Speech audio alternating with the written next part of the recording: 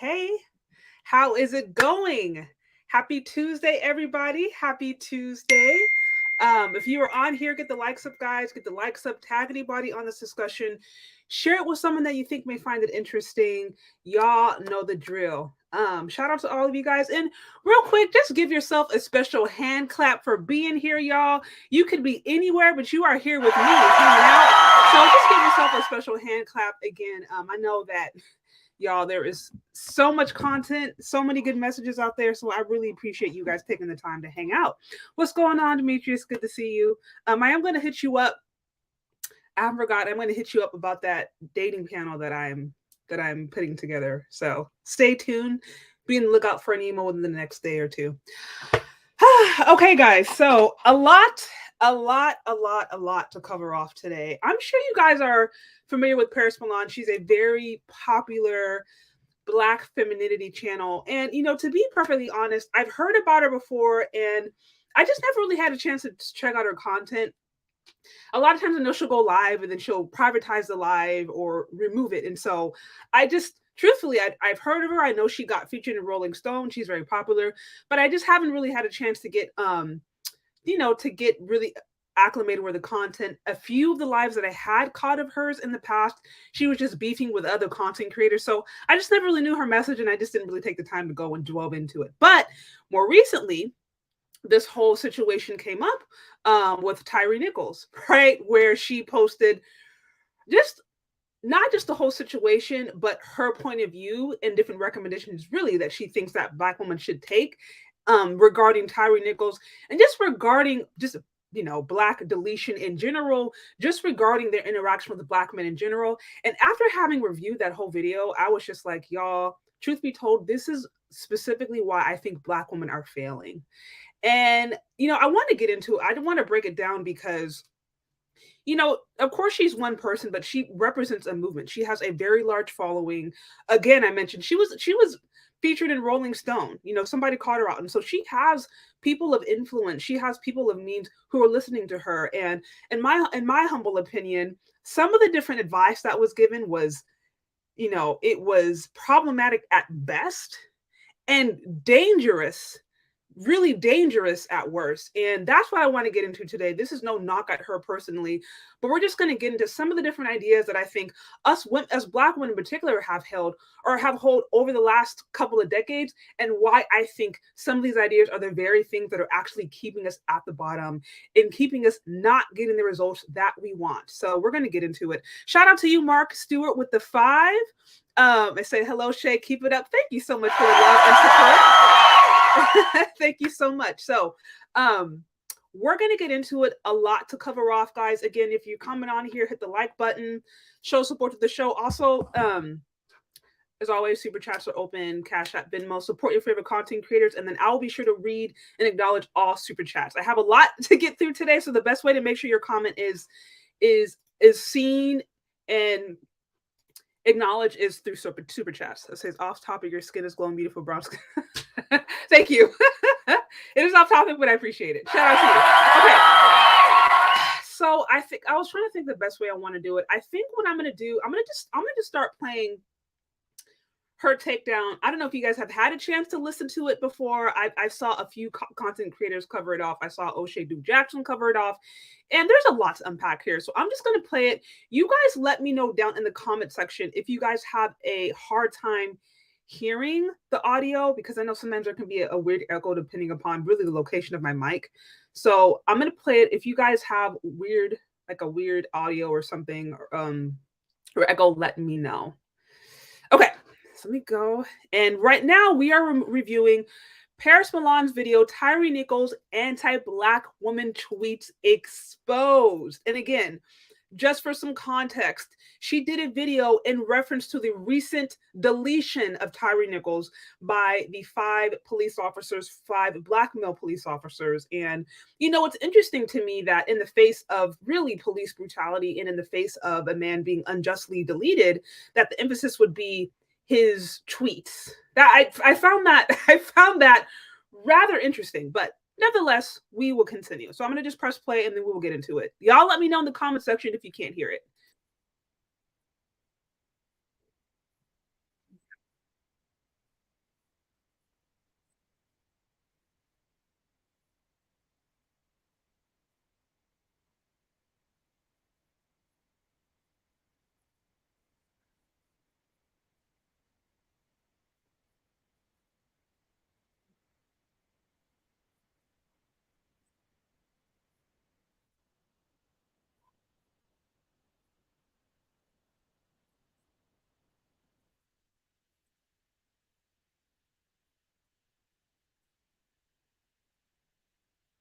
Okay, y'all, real quick.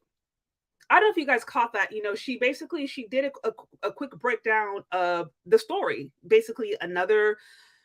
I feel like it's every year at this point. It's like every single year there is another viral story of a Black man being deleted, specifically from the Popo. It's like a public lynching, and so she's basically describing this public lynching, and her response is, I didn't really feel anything about it. It didn't really impact me at all, yet you Black women wanted me to speak on it. The reason I think that one sentence is, oh, you can't hear it. No, you said you guys, can you guys hear me now? Cannot hear. Okay. So you guys are saying you cannot hear. Um, let me try this again. Okay, so you can hear me, but you can't actually hear the audio. I just want to make sure that that's clear. Yeah, it's okay. So guys, I'm gonna try something different really quickly.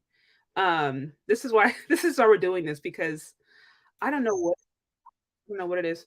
I'm gonna try something else, and then you guys let me know if you can hear it, okay? Real quick.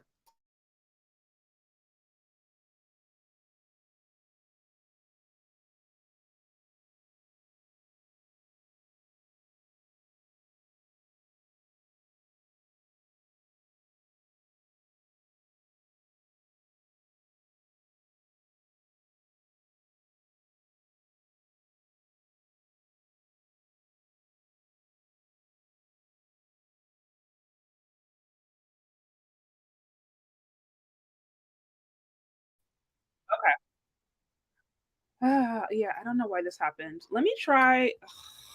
I don't want to do this, but you know what? I might have to try when I do it without my microphone. Sometimes for some reason it works. I don't know why. So thank you guys. Thank you for bearing with me. I'm gonna try something else. And let's see if this actually works better, because I do want to. It is important that you guys can actually hear what's being played. So I'm going to try something else, and then you guys let me know if this works a little better. Okay. So it says you guys can hear me. So I'm going to try this again, this time without my microphone. I think it's playing now through these speakers, and you guys please let me know if you can hear this. Okay.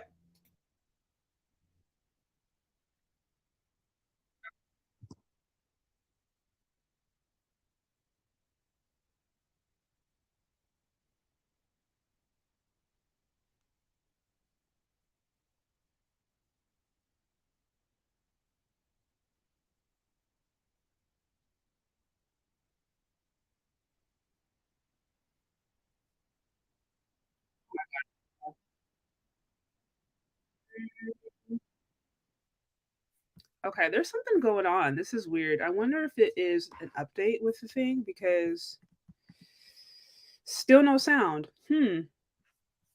Okay, guys, let me think. Let's improvise here, because I can hear it loud and clear. But if you guys can't hear it, then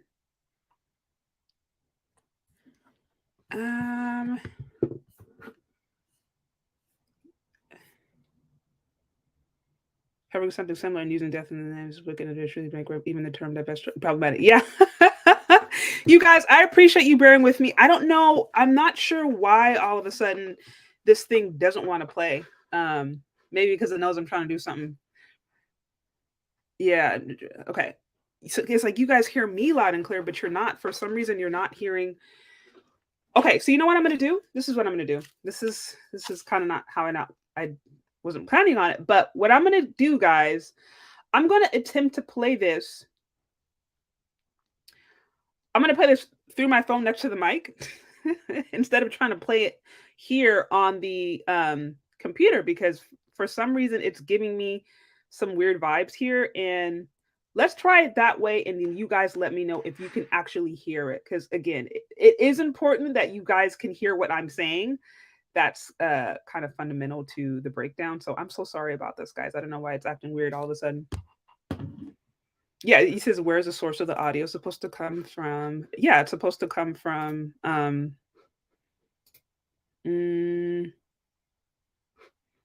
mic. Let me get this. Speaker is supposed to, yeah. Default MacBook speakers. Okay. You guys, I'm so sorry. This usually doesn't happen, but anytime you have something that you want to, important topic you want to come off, then struggle streaming starts happening. Okay, let's try this. Okay, so we're going to try something different. Bear with me, guys. Thank you guys for the support. I appreciate it. I'm going to attempt to play this. I'm going to play this, but I'm going to do it on my phone. And as I mentioned before, if you guys still can't hear me, then I'll have to go to plan C, which I don't know what that is yet. But we'll figure it out. Okay, thank you guys. Appreciate it. Okay, now we're going through some ads. Yeah, that is so strange. I don't know why it does that. It must be like maybe it's a new streamer setting I gotta look at. Okay. Also, shout out to you, Dini. It says, hey, Sherry, this feels like deja vu. You had a panel a year ago covering something similar, and using death in this way is wicked and spiritually bankrupt. Even the term divester is probably, tell me about it, y'all. But we're going to get into it. So, okay, take 2 or take 3, I think now at this point. I'm playing this now through my phone. I'm going to do it close to my microphone. If you guys cannot hear it, let me know. Okay. This is 29-year-old Tyre Nichols. Although towards the latter part of his life, he was living in Tennessee. He was originally from Sacramento, California. He was a well-known skater in the area, and he also was a person living with Crohn's disease. The 7th of January, there was a traffic stop that he had with Memphis PD. Stop ended up being fatal. I didn't have much of a reaction to go put on combat boots and go start marching in the streets. There were so many Black women reaching out to me, asking me to talk about this. And so felt like I didn't need to talk about it. And I kept on seeing posts like this. I was like, all right, it's time to do your research. Okay, so real quick. Okay, thank you. We finally figured something out. I'll have to double check StreamYard or see what's going on. But I'm glad we figured out something for this show that works. So thank you guys for bearing with me. But now getting into what she actually has said. So if you didn't hear, she basically started off by breaking down the situation, what happened. She talked about how she had different followers who were reaching out to her, asking for her point of view. She also said her first response after having heard about this, public lynching, if you will, or a new story of a Black man being, deleted by the police, her reaction was really none. She said she didn't really feel anything after hearing about it, didn't really feel compelled to go march, didn't feel compelled to go, put on her combat boots, didn't really feel connected, felt nothing. And the reason to me that this point right here is so significant is, although it was like one sentence that she made, this shows me already the mindset that certain Black women have, where they perceive their Blackness as different. They perceive their situation, them being a Black woman, it's as if they're in a totally, completely different category. And they specifically choose to stay there, and they specifically choose to try to put themselves in those situations so that when things like this happen to Black men, or things like this happen that impact the Black community, they can be disconnected. The problem is, whether or not you choose as a Black woman to try to see yourself differently from Black men, you see yourself as maybe better than, or is not connected, mainstream dominant society still sees you connected to that Black man, whether or not you recognize it or not. And to me, it was so significant. That one sentence she said there, just like, I didn't really have a reaction. It's like, yeah, because you don't see yourself as connected to that person. You don't see yourself as connected to the community of Black men. Although she is married to a Black man based upon what she herself has said. And she has probably a Black father, Black family, but somehow she sees herself as disconnected largely from the Black community. Again, the problem is dominant society does not view Black women like that. And when we go throughout society with this expectation as if we are almost better than Black men, or that we are separate from them, we put ourselves in situations to be taken advantage of. And I've alluded to this in the past, but I see these ideas slip through over and over again. And listen, Black women, they won't ever necessarily say it. They won't ever say, hey, we are completely separate from you. I mean, a few of them may be radical divestors. Or I literally actually saw it was like not a panel, but it was a petition that a group of divestors had put together to literally try to separate from the Black community. So there are some honest, more radical, maybe divestor adjacent women who will say that. But in most instances, Black women won't say, oh, we're separate from these Black men, or we see ourselves as separate politically, value-wise. Like, they won't say that, but they very much act in a way. And again, if you're choosing that position, in a society where you are already a minority and you're already failing on all these other statistical levels, you now isolating yourself further is going to cause a lot of problems. And that one sentence to me just revealed so much. Guys, if you're on here, hit the like button, tag anybody, show support to the show, and let me bring up. Let me bring it up, guys. We have a lot to unpack here. Oh, my phone gets on my nerves sometimes. I need a new phone. Shout out to you, Dancy. Shay, it says Shay, hey, what's going on? What's going on? Okay, so we're pulling up the audio, getting back into it. If this thing lets me pull it up. Okay. All right. There were a lot of Black women that were upset because they felt like his story wasn't getting the visibility that they felt it deserved. There was a Black woman like this one here. She's a dark-skinned Black woman, and that is a very, very key point I want you to remember. She said, I'm friends with police officers, and I haven't seen not one post about Tyre. Saying something as simple as how they sympathize or are praying for his family would be okay. When I started seeing Black women engaging in these behaviors, cape heavily for Tyre, expressing their empathy, which to me is not necessarily abnormal. Something I noticed on his Instagram and his social media pages. Okay, notice the words cape heavily. Notice the words cape heavily. Because it's funny, it's like, oh, they're caping, oh, but it's normal. And it's like, even the language, and I'll say this as women, right? Sometimes we can be very passive aggressive, or we can be indirect because we don't want to be called out on our BS. So instead of us saying, you know what, I don't know, I don't like Black men, we won't say, oh, we don't like Black men. We may need to say, oh, well, Black men are horrible. Well, not all Black men, right? But then I can't find a good Black man, and don't date or marry Black men. But I'm not saying that I hate Black men. You know what I mean? Like we'll talk in nuance, and we'll just talk around in circles because we don't want to be called in our BS. So she's like, oh, they're caping for Black men.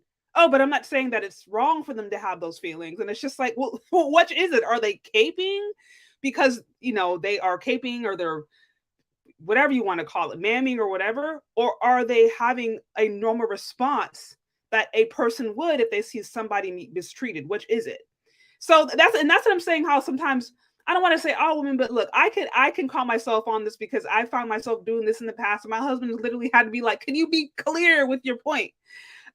We can do this sometimes where it's like we may be uncomfortable with the truth, or we may be uncomfortable with something that we're feeling. We don't want to be judged, whatever it may be.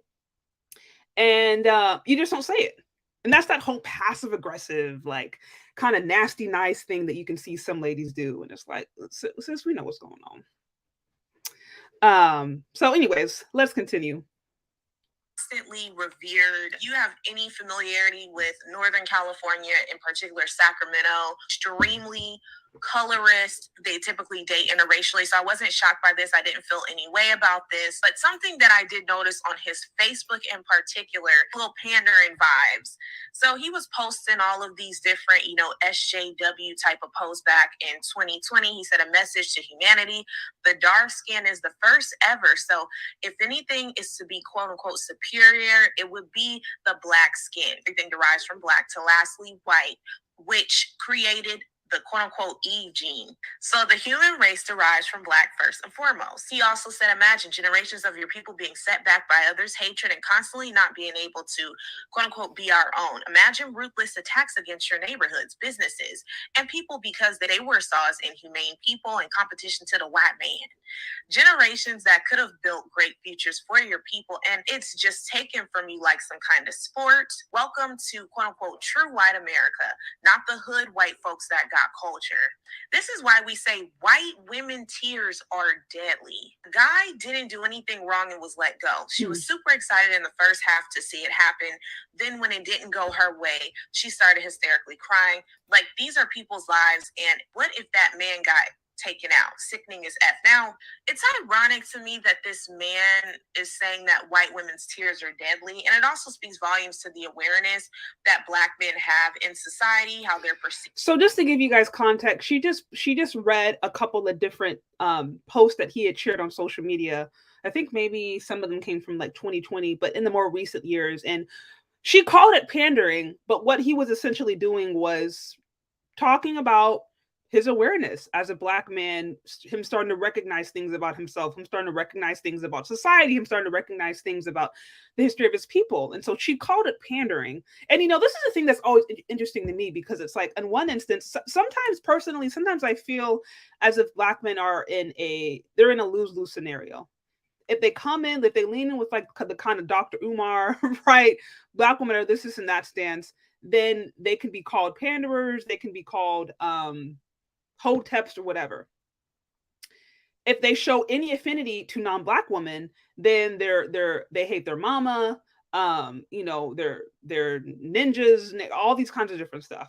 So it's like, no matter what angle, no matter what extreme angle you want to keep, the very fact that you have these names, you have hoteps, right, which speak to the idea of a Black man who may be conscious or have an African-centered perspective.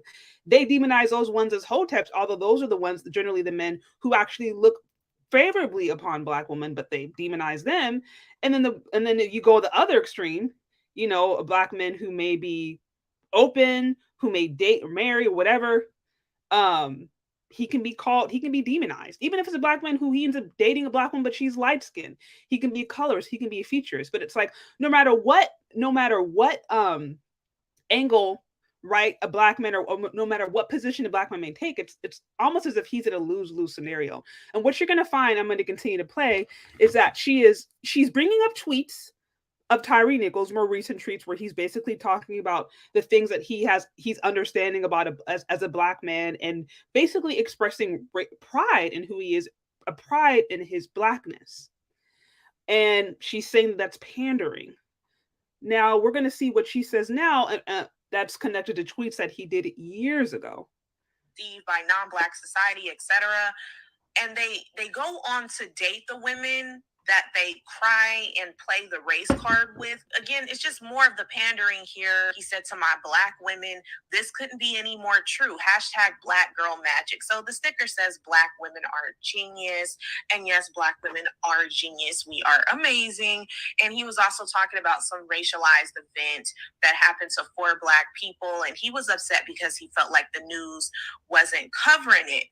So he's literally saying, and again, these are his more recent social media posts. He's literally saying positive, affirming things about Black women, but for some reason that's not good enough. She's calling it pandering.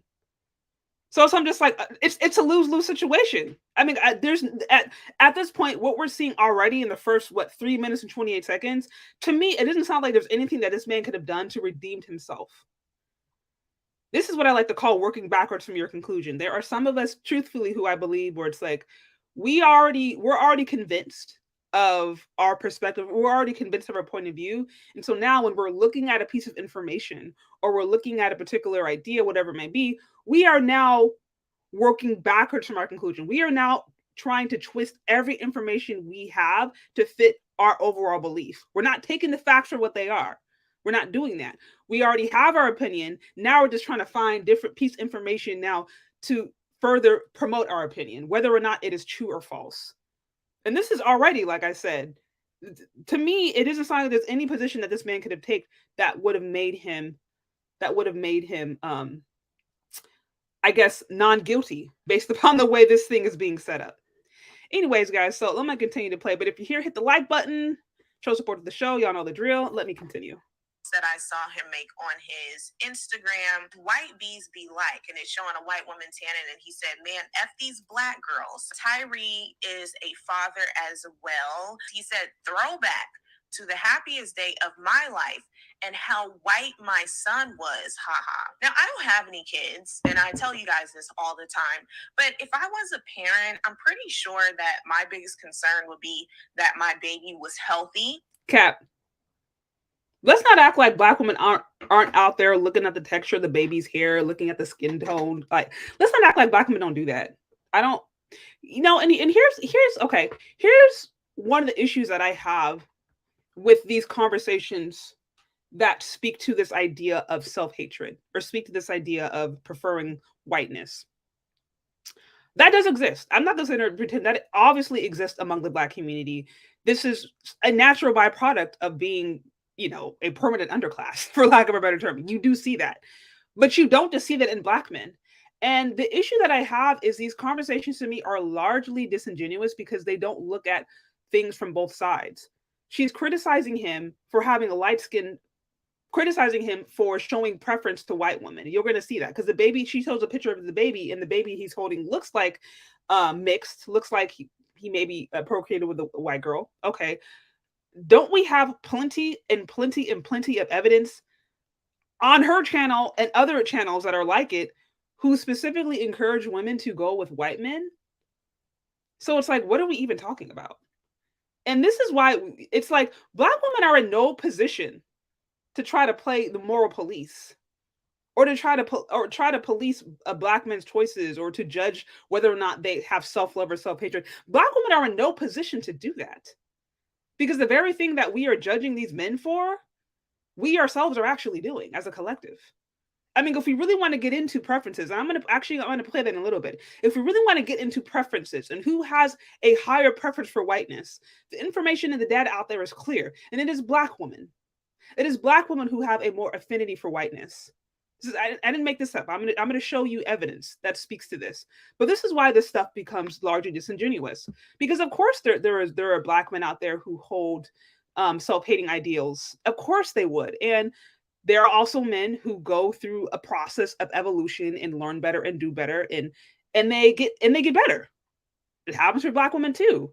But somehow we like to pretend that although we came from the same communities, we came from the same households, we came from this same environment, somehow self-hatred can only be found. It can only be found among Black men. But there are no Black women out there who hold it. There are no Black women out there who struggle in those particular ways that could also be damaging to the opposite sex. You see how convenient it is that these issues somehow only are in Black men? And that's what I'm saying. It's like Black women, we are not at the place to be trying to police these men and act like we are the moral standard. We are not the moral standard when it comes to self-love. Okay, if you really want to go there, I mean, not even with names like Paris Milan. I mean, you got a name like Paris Milan, right? That alone, you're European. If you want to talk about femininity, now we're looking at European aesthetics. We are praising European aesthetics. Over here talking about how Black men have an affinity for whiteness. We got a name like Paris Milan, right? Like praising going to France and going to Italy and going to England and probably watching Bridgerton and all these different things. Not even having an affinity for why. I mean, why isn't it Zanzibar? Why isn't, I don't know, Zanzibar Lagos? You know what I mean? Like, I don't know, like why. It's like it's just to me, it's so crazy to me how you'll have Black women, the same Black women who will praise European white aesthetics, will go in there and try to pretend like they're freaking Khalid Muhammad or Malcolm X, and point out other futurists, colorists, racists. And it's just like, ma'am, can you first remove the blonde weave off of your head first, please? Can we talk about that? Can we try to get away from the European aesthetic? If we really want to go there, if we really want to play tit for tat, can we acknowledge maybe some of the self-loathing that we may have? And then maybe we may actually now be at a better position to sit here and try to morally police these Black men. But best believe, Black women right now are in no position to try to sit here and pretend, like I said, like they're like some Khalid Muhammad Black nationalist, pro-Black. No. You are only pro-Black when it comes to trying to control and trying to demonize and trying to criticize Black men. But your pro-Blackness, it don't go to our hair, most of us. It don't go to our vacation preferences. It doesn't go through our clothing preferences. Like, we don't care about that kind of stuff. We're so pro-Black, but then we thirst after white men. And this is based upon evidence that I'm going to bring up. This is why I'm saying these conversations are largely disingenuous, because they don't require us to look in the mirror and say, okay, you know what? Yeah, maybe dude has a little bit of self-hatred, but I do too. So let me do it myself first. Okay, let me get myself right. And then maybe I can come and help. So that's what I'm saying, y'all. But anyways, let me try to get through this. Okay. Shout out to the anti-moralist that says, love the stream, and shout out to Zanzibar. That's where my mama's was born. Love Zanzibar. Oh, I cannot wait to go back. Beautiful place. It says they weaponize their Blackness. What's going on, Brandon? Pan-Africanism strikes back. What's going on? Good to see you. It says, if it's always our fault, why should we listen to your opinion? If we take all the blame, then Why should we not have all the control? Well, that part. That's what I'm saying. It flip flops. It's not a logical conversation. That's what I'm learning. Shout out to you, Passport OG. It says BGS firing a woman's channel. Reach out to him. Oh, you should firing up a woman's channel. Okay, is he doing something on Paris Milan? I may have to check it out. Shout out to Dr. Thunder. It says here to support you. Thank you. I appreciate it. Okay, so let me continue with this breakdown. That my baby was alive and that my baby was thriving. The last thing that I personally would care about is my baby's skin tone. But again, we're dealing with a person that comes from a culture that is extremely colorist and they revere the whiteness that they secretly hate. Okay, but so y'all heard that. She said, okay, personally, if I had a baby, I wouldn't look at his skin tone, complexion, whatever. Okay, that might be true for her. That legitimately might be true for her. Let's not act like there's not other women in the community, though, who aren't over here talking about how they want a baby with some good hair. I mean, we've literally seen viral TikTok videos of this. Talk to women ourselves, know women ourselves who are talking about baby with the good hair, looking at the ears, trying to determine how light or dark. Like, let's not act like Black women don't do that. So even if you yourself personally don't do that, okay, fine. There are Black women out there who do. So that's what I'm saying. Like, what are we even talking about? And then she also goes on to admit that she's like, yeah, we come from a culture that's extremely prejudiced, extremely yada, yada, yada, yada. Okay, let's just assume that's true. Let's just assume everything you're saying is true. Men and women make up a culture. A culture is made up of men and women, families, communities, or lack thereof. So if you're admitting that the culture, right, that's producing the child is whatever, it's toxic, fine. Women are still involved in that and women are still implicated in that.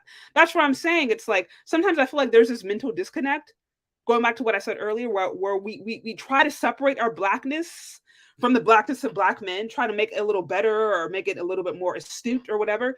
But at the end of the day, dominant society ain't seen us like that. And if we continue to go down that road, then we just make ourselves more targets. And then we end up screwing ourselves in the long run. Okay, let's continue. Here at the tweets. I'm not going to say that I'm shocked because I expect this. So this is what he said on his Twitter. I know some of you are going to say, oh, these tweets are old. At the end of the day, this man was an adult when he made this particular comment. He was, 21 or about to be 21. So somebody made a tweet and he said, there's a reason I don't talk to dark-skinned bees. Okay, so to be clear, she's going back now. So the more recent tweets were those of starting to express pride in Blackness and also expressing pride and expressing adoration for Black men and Black women. So those are his more recent tweets. Now she went back to 2014 to find some tweets a couple of years ago. This is what's being read. Do dark-skinned girl have good blank or nah? He also said on his Twitter, I need a white girl with blue eyes. And he replied to this person and said, LOL, yeah, they're fun, referring to white women. Now, that's how Black women need to stop internalizing this. And he was alive. He found himself to be ugly. He said, I'm not even kidding. I'm like ugly, LOL. And this was his girlfriend at the time. She said, you're not even ugly. Shut up. He said, I am though, LOL. And she said, babe, like shaking my head. He said, yes. And she said, you're hot. He said, why, thank you.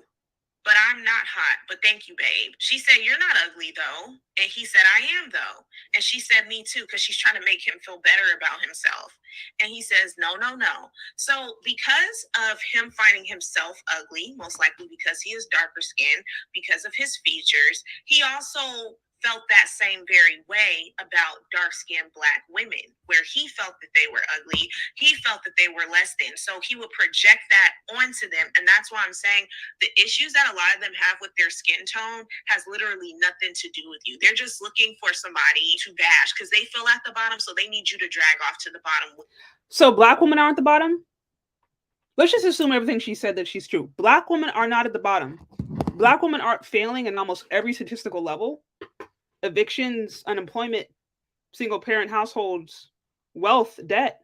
I mean, just let's just assume for a second everything that she says is true, that Black men feel that they're at the bottom, and so therefore they project. Black women are not at the bottom. Those of us who are supposedly the most educated but also have the highest amount of debt in this economy, evictions, homelessness, van life. Like what are we even talking about? And this is what I'm saying. In this video, what I found was that every single data point that she used to try to, I don't know, to try to criticize him and therefore Black men as a collective are either things that Black women themselves are doing or actually doing a lot worse.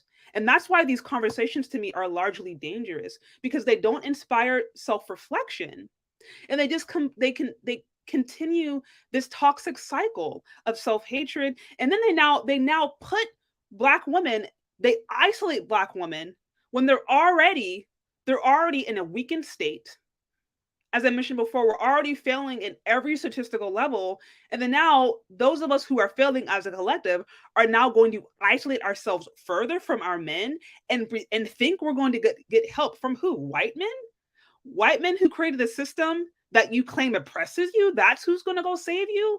That's who you're going to go now integrate with? Those are the ones?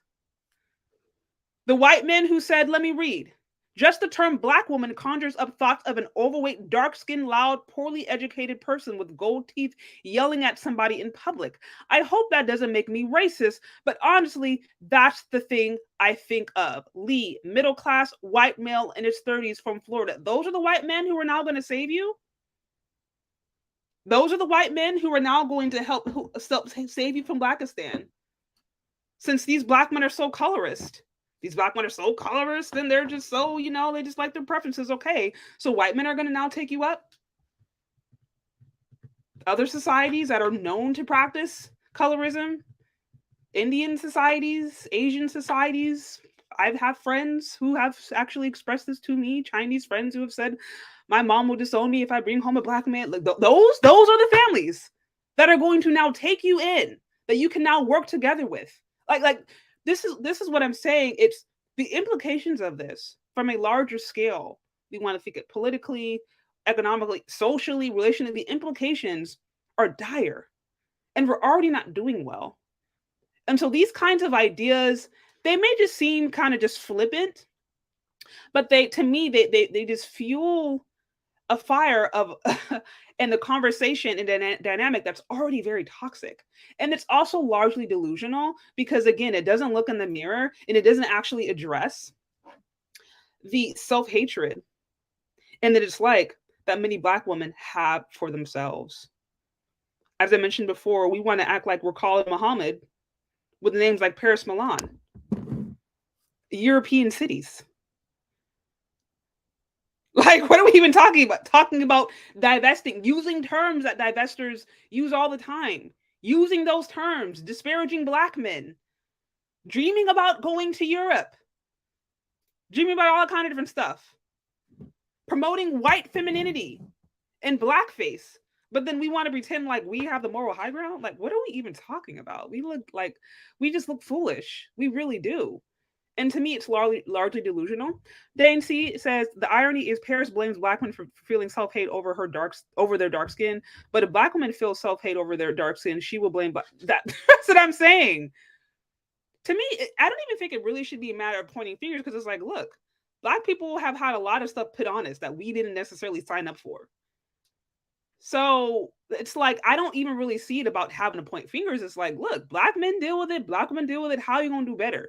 How you're not going to do better, though, is to deny the fact that you have self-hatred when everybody sees it, or to deny the fact that you don't like, whether it's yourselves or you don't like the 50% of yourself, you don't like the men in your community, whatever, denying that and then pretend like you're on the moral high ground. That's not going to help it, because it's not going to actually get to the root issue. Okay, well, Quillet says, imagine someone dying violently, then thinking he let's find out dirt and drag him. It was disgusting for Lauren Smith, and it is for Tyre. Yeah. And that's what I mentioned too. Look, I don't rock with people just being self-hating. Like, I don't think that's positive. I don't rock with it. I don't support it. And I think it's wrong. And I think especially for Black women too, it can be really damaging, because if you look out like that, like I was talking to an older gentleman, I think it was older gentleman yesterday on my panel, and he was telling me, he's like, this is kind of like one of those unspoken rules that men talk about behind closed doors. But he's like, there are white men and non-Black men out there who will specifically target Black women who don't have fathers, who don't have men in their life, because they know they're easy to manipulate. And so I'm saying, if you're that woman who you don't already have strong protection, you don't already have a good relationship with your father and men in your life who can help protect you, who can help guide you, and you go around with that self-hating rhetoric, you are an easy target. You are an easy target for men out there who want to take advantage from you. And while Black women are out here, you know what I mean, supposedly trying to police Black men's how pro-Black men are. And while these things are happening, and we're over here just creating more division, meanwhile, other cultures are organizing and doing things to ensure that they remain in power. And that's what we're not talking about. Let me continue because I do have more things I want to bring up, but let me continue. With them. These tweets definitely make me feel sick to my stomach, because it's one thing when you say something about dark-skinned Black girls, oh, I don't date them, okay, who cares, like, you're not as desirable to us. But when you then start glorifying violence against them, that's what you need to be careful with. What I noticed on his Twitter is that he got this sick gratification out of Black girls fighting. And I don't know about. I mean, Black women have said they get gratification out of seeing Black men being panhandled. So what are we even talking about? Like, now it's just tit for tat. This is what I'm saying. Everything up to this point is going to be tit for tat, because every single thing that she could say to use to try to implicate Tyre Nichols, who is a victim of police brutality, every single thing that she could say, Black women have done, and openly, or are doing right now. So it's like, it's tit for tat at this point. Y'all, but I hate to see people fight, even if it's online, even if it's in person. It just bothers me. But he loved to see them fight. He said, witness a Black girl fight. Haha, that's some crazy ish. A Black girl fight. This should be interesting. Why do they always fly during a fight? Hashtag Black girls wait. This man loved to see us fighting, but he lost his life in the most way. Ooh, that gives me chills to thought about that. But this tweet here, I was done after this. Someone called him stupid on Twitter, and he was upset that this person called him stupid. Do you know what he literally replied to this person and said? He said, don't call me stupid. I will have a are you, hashtag in a quickness. Now, what news station did you hear report on this? None of these news outlets reporting that this person, who y'all are acting like is the next closest thing to the Messiah, was literally weaponizing a onto someone who just called them stupid, and also R-ing that person. That's not funny. Was it dark skin, Black? Okay, again. So for those of you guys who hopped on, so what we've done so far, we're going over the video of Paris Milan. She started by basically showing some tweets that Tyre Nichols, right, who was victimized in police brutality, tweets that he had done more recently. They were speaking of having pride in oneself, having pride in who he was as a Black man, and they were also speaking favorably of Black women. These are his more recent tweets. Now, she had to go way back a couple of years previously and find things that were self-hating. He said negative things about himself. He didn't think he was attractive, didn't like his dark skin. And then he also said negative things about Black women. These are the things that she is using to now implicate him and basically allude to the fact that he deserved what he got. I mean, honestly, this is just what I'm getting out of it. Maybe I'm wrong, but the way I'm reading this, reading between the lines, what I'm really gathering is, okay, well, he deserved it because he's a colorist.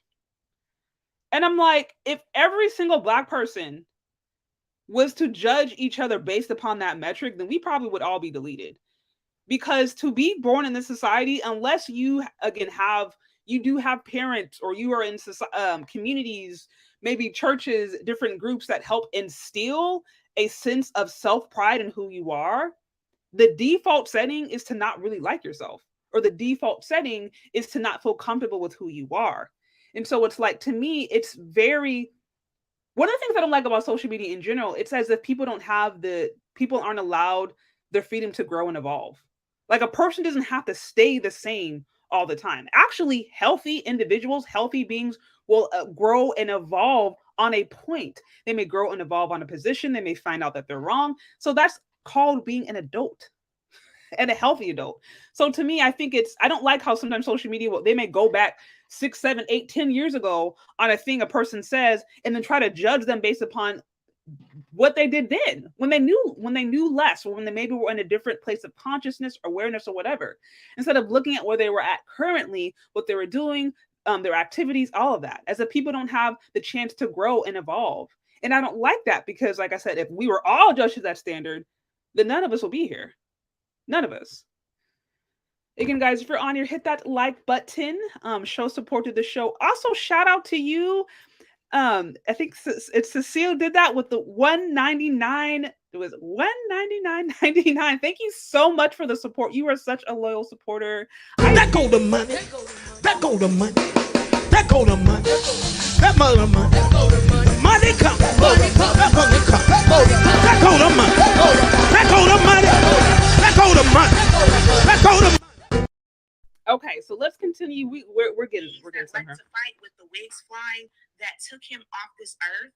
Was it the dark-skinned Black woman's mouth that took you off this earth? Was it our makeup? Was it our nails? Was it our features? We had absolutely nothing to do with him being snuffed off the face of the Memphis streets. This is the most sickening crap about this all. I'm not upset with his mother for mourning him. The last person that he called for was his mother. He said, "What did I do? Please stop. Mom, help." His mother is classified as dark skinned. Now, some of y'all might say brown. She dark skinned, okay? This is a dark skinned Black woman. So you don't like the dark bees. You like to see us fighting. But the last person that you called for was your dark-skinned Black mother. Let me show you how also just the disrespect all around. It was this white woman that he called a mother figure. Now, when you already have a mother, why would you need a mother figure if you have a mother already? Was this mother figure that you were posting on your social media, was she the last woman that you called for to help you? Nope. Is she the one right now trying to get you justice? Is she right now creating a GoFundMe so that it can contribute to the legal fund? Is she trying to hold these officers responsible? Is she trying to memorialize you and keep your name alive? Nope. It's your dark-skinned Black mother. How is it that... So this is now where she's getting into the rant. I don't know how this had to become a conversation about colorism. That's the cool thing to me about it. I'm like, this is an issue of a man being brutalized by police officers, specifically Black police officers. What does this have to do with featureism and whether or not a Black woman was attracted to him or not? Like, I don't, that's to me where the stretch to me is so far. And to be clear, yeah, the tweets that he said out there was like, yeah, I don't rock with that. That was some self-hating stuff. Also, by the way, let's be honest, a lot of people out there have said some self-hating stuff and said some stuff that if they could go back and delete it, they would. Or they're having it and put it online. That's what I'm saying. It's like, to me, we're really stretching. And let's just say that he said those self-hating tweets, last month. Let's say it was recent. That still doesn't change the fact that the issue here is about him being brutalized and him being taken advantage of by the police system. Like, that's the issue. This has nothing to do with whether or not a dark-skinned Black woman's 4Z hair was attractive to him or not. And I'm like, I don't understand how this has to become an issue with colorism or featureism. And therefore, whether or not he finds a dark-skinned woman attractive or not should be the determining factor on whether or not we, respect this whole situation and try to honor his death or not. Like, that's to me where I don't get it. I saw some of you guys mention Lauren Smith Fields. I wasn't walking with some of the self-hating rhetoric she was saying towards Black men. I wasn't walking with that. Even Christian Toby, I can never say his full name, but the one dude who ended up getting deleted by his white girlfriend, I wasn't walking with his self-hating stuff. That was some bad stuff. But that doesn't mean that they deserve to die. And that doesn't mean that I can take pleasure in that and say, see, well, now I do know though, yes, the reality is in this system, right? In this system, if you was a Black person, openly tell the whole world that you don't like Black people, yes, you do make a target. And that's real. That's real talk. And I think that does need to be continually restated. My heart goes out to the family. I hope they get the justice that they need. I hope they get the healing that they need. Absolutely. But yeah, unfortunately, when you openly disparage your own, yes, you can absolutely become an easy target. And especially Black women. But like I said, I'm gonna get into that in a little bit. Okay, let's continue. Black women, even let's say if Black women were in law enforcement, Black women are not out here we're not harming you physically, but every single time they no, that's actually a lie. That's actually a lie. That's a bold-faced lie. I've broken this down multiple times. If we really want to get to it, Black woman, that's what I'm saying. Black women, we are not innocent. So we're not really in a position to try to play moral high ground, because we are also we can be violent. Yes. If you want to look at the rates of interpersonal violence, bidirectionality, majority of the time, Black women initiate violence against Black men. I've broken this down in multiple videos. So that is actually a lie. You want to look at relationships between a woman and a woman? Those are some of the most violent. So you actually can't say that honestly. Now you can say that you may feel that way, but the data don't actually agree with that. They don't agree with that. Okay, so let me continue with this one. This earth, there's always a trail of tweets of them having the same hatred for the women who go on to march in the streets. Now, you want to know the irony of Stephon Clark? He's another Northern California cat, and he's also from Sacramento. He was also taken out by the police, but he was taken out by Sacramento PD. He talked about Black women who are dark-skinned so bad. He was talking about how, this is why he wanted his son to be mixed with Asian. If you're wondering why I wanted my son to be mixed with Asian, they 2 steps ahead. We ain't heard Black women say that. We haven't heard Black women go in there and talk about how they want a man with good hair. They want to be with an Asian guy or Latino guy or with a white. Like, Black women haven't said that. So I'm like, that doesn't mean that the person deserves what they got. There isn't some like spiritual, I don't know, some like spiritual justice system from Queen Mother Goddess. If you say a negative thing against a dark-skinned woman, she's gonna come delete you. Like, low-key, I feel like this is the vibe that's going on. You got these like Queen Goddess Mother spiritualists who think that if you issue one negative word against the dark-skinned women, that the boogeyman's gonna go and delete you. Like, what are we even talking about? Black women and Black men have said negative things about dark-skinned people, okay? Teasing them in at school, making fun of cousins, calling them all kind of different stuff. Baby mama also was colorist. This jigger said, I don't want no Black baby. I'm already Black. I don't need no Black baby. He said on God. He said, I don't want nothing Black but an Xbox. Dark bees bring dark days, after someone said the Black is beautiful. She also said, haha, I'm praying the same thing. I just hope baby boy doesn't get as dark as his dad. So they both hated the Blackness within him. Was it the quote unquote dark bee that brings dark days? Was it us who called the police on you? Nope. But whose basement were you living in? Dark-skinned Black woman. Look at how devastated his grandmother was. So this is who brought a dark day. Did your grandmother take you about? Nope. His baby mama was upset that his family raised money in a GoFundMe. And I made a video about this. She was never his wife. You're just a baby mama. Okay, so had she been his wife, she would have had access to that GoFundMe money. But because the family took the funds, rightfully so, she was upset. And she was talking about how she regretted not going on to marry him because she never got a dime from their GoFundMe money. And I'm happy that she didn't. Really wish that instead of Black men who are colorists being so fixated on skin tone, being so fixated on features and the kinky textured hair that they call nappy, I wish that some of y'all would start getting life insurance. Okay.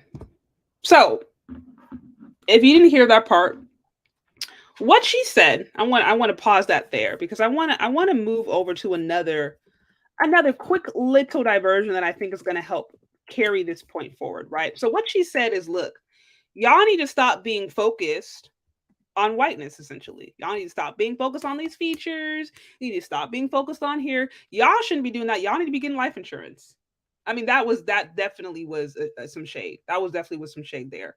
But I want to turn your attention to some information, and I want to give Mr. Z a shout out there because I saw him play this on his one of his lives recently, and it speaks to actually a book that I mentioned a while back, but never had actually had a chance to hear the author speak through it. And it talks about this idea of dating today, especially online dating, and what it starts to expose is the preferences of women and the preferences of men. I think this information is going to be, I don't say it's rather damning, but it's going to show you a lot. So I'm going to pull this up and I'm going to play this for you real quick because again, the argument here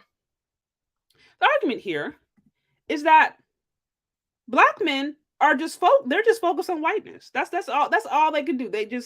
All they want is the white woman. That's all they want. And Black women are victims to these colorist, featurist men who worship whiteness. Now, meanwhile, Black women don't. Black women, I guess, are some self-love, pro-Black, Khalid Muhammad adjacent women, supposedly. Although they promote divesting and all this. But no, Black women, those are the real colorists. Those are the only self-hating people in the room. And so I'm going to play this for you because here's a breakdown from a sociologist. She's a PhD sociologist who actually wrote a book about the dating preferences today. Again, she broke it down by gender and also by race.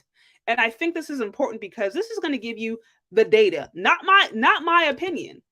Not my opinion on who likes what, not my opinion. This is going to give you the actual data and background on how men of different races are choosing the women, and then how women of different races are choosing the men.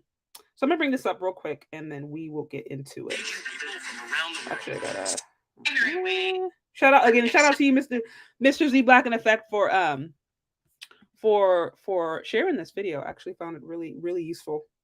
I love when you just got the information right there, because when you got the information, it's like now all you're doing, if you want to dispute this, now you're doing is just trafficking on narrative. Okay. Blows my mind because of our society today, and we know the troubles that we have. And I think of online dating, and I go, "There's no trouble there. That's fun stuff. That's people trying to network and meet each other, right? And find friendship and find companionship, right, related to this. But you're proving me very wrong in that theory. And my goodness, it's really taken me aback a little bit to think of that. Yeah. Well, sociologists have a way of taking all the fun out of things. I will say that. So again, context. This is a sociologist who's being interviewed, and she's about to break down in a nutshell. She actually wrote a book about it. It's called The Dating Divide, but she's going to break down in a nutshell the information that she found after doing some research on what the dating preferences today that men and women of different races are using. That's what we're listening to. Well, no, but we need you to tell us, hey, we've done this before and we messed it up last time. Let's try it. Let's not repeat history. And we lose that somehow in our society, and I don't know if it's a new wave of thinking that tells us we don't need to know what happened before. I'm just in the present moment, focusing this now. But there's so much to be gained from the mistakes that have already been made, or things that we don't agree with, that we maybe don't even know we didn't agree with. So let's focus on the book for a second. The Dating Divide, Race and Desire in the Era of Online Romance. The Dating Divide is the first comprehensive look at digital sexual racism, a distinct form of racism that is mediated and amplified through impersonal and anonymous context of online dating. So again, what she's basically what she's talking about, they called it sexual racism. I did a short about this a while back, in a live. But again, it's the idea of when people go online and date, and people go online and interact with people. She calls it, what she believes is that there is an aspect of racism that is at play, and she's going to explain why. And again, this is a PhD. This is a white woman, y'all, too. Jennifer, I think Lundquist or whatever, since I know some of y'all don't believe anything unless it comes from white people. So this is a white woman. The Dating Divide, again, PhD sociologist. I'm going to play. So I know you have begun already, but can you break that down a little bit for our viewers? Yes. Okay. So let me tell you a little bit about how we came to know what we knew in the book. So we were able to get a hold of millions and millions of online dating profiles and interactions from one mainstream U.S. dating platform. And we were able to see not only, what all their profile information was and what if they had them, racial preferences were, but also who contacted whom, controlling for all of the other types of aspects on their profile that might also attract them besides race, and who responded to whom, right? So we have all of that data, which we analyzed for the book. And most of it we have in online tables because it's so quantitative, and we really try to summarize it and make it much more digestible with just figures in the book. And then we also conducted in-depth interviews with 77 Black, Latino, Asian, multiracial, white women and men daters, straight, gay. Again, so right now she's just breaking down the methodology. She's breaking down how they've actually been able to gather information. They've done it through multiple ways. Some of it was through one of them being doing in-person interviews, things like that. And this was really great to really put a face on all of the quantitative data, and to also be able to see variations from the norm. And I'll just, in a very brief generalization, there's a lot of detail. Here's where she breaks it down. I'm going to give you a quick summary of what those findings were, of how people interacted with each other. So what we found is that race is the deal breaker of all characteristics. Y'all hear that? What she said, what we found is that race is the deal breaker of all characteristics. So she's saying when people of different races, ethnicities, genders are sitting down and talking about their preferences for finding a mate, race is the defining factor overall. Now, of course, individually, this can differ, and it's generally popular not to say that, but she's like, based upon people's behavior, what we are seeing is that race is the determining factor. Let's continue. It operates more strongly than education, physical characteristics. It is the deal breaker. And, you know, one of the things that we often found, which I thought was interesting in interviewing, especially many of the white men, is this aggrieved feeling that they were disadvantaged in online dating, and that they were being ignored. And yet in our quantitative analysis, we find that white men are the most desired of all men. And this has been shown in many other platforms too. So what she's saying is that a lot of the white male participants felt like they were disadvantaged and felt like they were not, felt negatively because they felt like they weren't getting the time of day. But she actually said what they found was that white men all across the board were the most desired of all races of women. And she said this has been shown in other reports, but especially in her data, that's what she found. White men from all races of women, they were the most desirable. So this is not specific to the platform that we're looking at. Our quantitative analysis showed that almost all women or all women of all races, and almost all gay men, actually Black men did not show this, that their preference was. So again, you also notice there, she said, so all women, including Black women, all women, including Black women, had a preference for white men in her data. She said it was the same for gay. The exception was for black gay men, though. Black gay men did not have a preference for white men. But across the board and all others, she found that white men were found to be the most desirable. Longest for white men. Now this preference for white men was statistically significant for other races, but especially strong for white women. But I found it really interesting that women and gay men of other races would respond first to white men and only secondly to men of their same race. So it said that all women of all races, and then she said gay men, with the exception of Black gay men, would respond first to white men primarily. First to white men primarily, then secondly to men of their own race. So again, when we want to talk about Black men being featurist, colorist, focusing so much on whiteness, what we're actually finding based upon women's activities, the reality is, Black women are very much concerned about features and colors and race. I'm not making this stuff up. Are you going to sit here and argue with a PhD sociologist who does this for a living? You can tell her she's wrong? You can sit here and argue with a white woman about her own research? This is what I'm saying. We're not being honest. Let's continue. So, on the other hand, when it comes to preferences for women, so if we look at the ways in which straight men and lesbians, who their preferences are, who they interact with, etc., we found that, unlike for men, whiteness was not the defining characteristic per se, but the defining pattern was for same race preferences. So contacting. Y'all, did you hear that? She said what she said. Let me see if I can pull that back. Basically, what she said was that the defining factor for men's preferences, it wasn't whiteness, unlike it was for the woman. It wasn't whiteness. The defining factor for men's preferences was actually their race of women. But let me play this again, just in case y'all think I'm making this up. Let me play this again. You know, women and gay men of other races would respond first to white men and only secondly to men of their same race.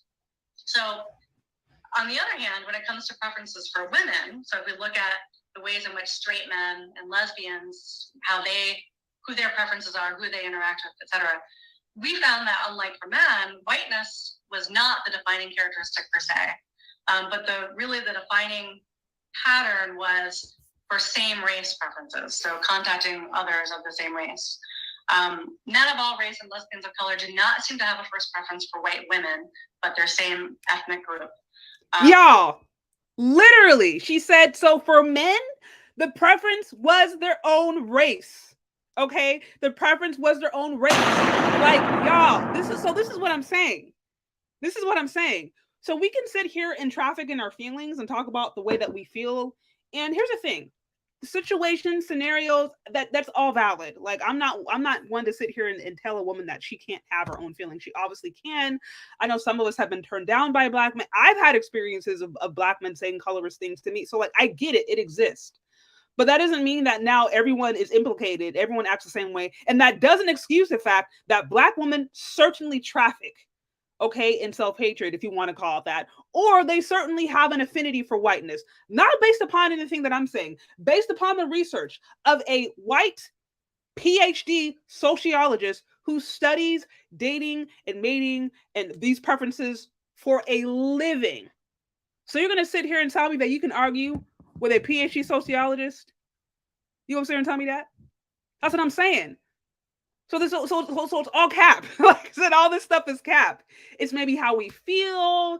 It's maybe, something that we heard. It's maybe an idea that's popular and maybe get some money and some clicks and some views, but it's not reality. Because like I said, you can talk all you want about feature colorists, these black men don't black, yada, yada, yada. But when it comes down to it, that sounds like projection. Because actually the data shows that all women across the board have a preference for white men. This is based upon, I didn't make this up. You guys can check out the book. I actually might now check out the book and read it. It sounds interesting. But based upon her findings, this is why she calls it sexual racism. And then she breaks down to say, we don't really know why, but we think that obviously the system has something to do with it. Actually, I think I'm going to play that part because I think that's important. Then I'll continue the breakdown of Ms. Milan. And unlike straight women and gay men, they're also more open to people from all racial groups, and this is really important, except black daters. So we document a persistent and specific anti-blackness that operates among the sexual preferences of white, Asian, Hispanic, multiracial, straight men and gay women. So basically what she's saying, again, across the board, she found there's an affinity for whiteness, and there's also a general dislike for blackness, period. That's really what she's saying in a nutshell. This is really not surprising. This is kind of like duh, but some of us, we need to just be reminded. And I get it in this society that pretends like it's like post-racist and, well, kumbaya, we all get along, because you can go online and see or you can go on television and see all kinds of relationships, all kinds of representations. We think that means people don't think a certain way and people don't act a certain way, but they obviously still do. We have lots of theories based on our interviews for why this may be, but basically, in terms of why is it that white masculinity is so highly valued, more so than, say, white femininity, because we assumed that if given racial hierarchies and norms around hegemonic beauty, that white femininity would also be highly valued. But what we find is that, white femininity does not carry the same kind of appeal across all groups, in large part due to patriarchy and gender norms, right? So she said white femininity, it doesn't carry the same appeal that white masculinity does across the groups. The association with white masculinity is not just associated with sexual allure, but it also symbolizes economic and cultural power in a way that femininity generally does not, right? And, you know, in our interviews, while there is plenty of resistance to this among individuals, we also see that this sort of valorization of white masculinity is really something that's been internalized and reproduced by marginalized groups as well. I don't know if you heard that. She's being super scientific about it, but what she's saying is, look, white, I don't know if you want to call it white male worship, but the adoration of white men, of white male masculinity, is something that is reproduced. She called them marginalized groups, but it's going to be reproduced in the Black community amongst Black women. That's basically what she's saying, and other races of women. It's not just Black women, but that is what she's alluding to. And she's trying to break down why. She's like, we haven't totally figured out why, and she's breaking down different arguments. But what she is, in essence, saying is that, you know, the white patriarchal norm that all the Black feminists complain about or whatever, she said it's like they talk about this and they won't admit this, but when it comes down to the actual patterns and the way that they behave and move, it actually shows something a lot different. So, you know, that's a sobering finding. Right. Sobering finding. That's what she says. I know you said you were speculating. Did you ever get to a founded why this is? Well, I mean, I don't think people are not good at explaining themselves. They often don't know why they do what they do, right? And even if they do, it's rare that they would admit that to someone who's interviewing. So what she's saying is that, again, the behavior patterns show one particular thing, but if you call somebody out on it, they're going to deny it. That's essentially what she's saying. So she's like, yeah, these people, they're not actively going to say these kinds of different things. They're not actively going to admit that they move in this particular way.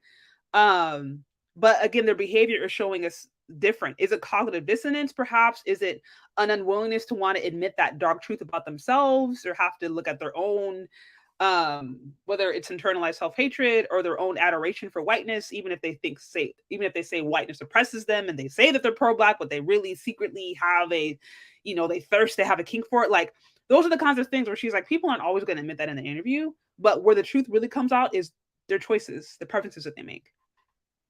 And again, let me reiterate what the findings showed in this book was that it was women of all races who had a preference for white men first, and then secondarily, they had a preference for their own men. They said men, on the other hand, had a preference for their women first. So this flies in the face of this argument that Black men are the most featurist, colorist, whatever you want to call it, featurist, colorist, darkest, texturist men. It flies in the face of that, because that now is sounding like projection, because actually Black women are shown to be just that. This is why I'm saying these arguments that are coming from these different places who pretend to be about Black female empowerment, but spend a lot of their time just bashing Black men. It's sounding like projection, because it's like we're talking about self-hatred all the time, and it's like, but we actually are showing by our very actions that we don't like ourselves either.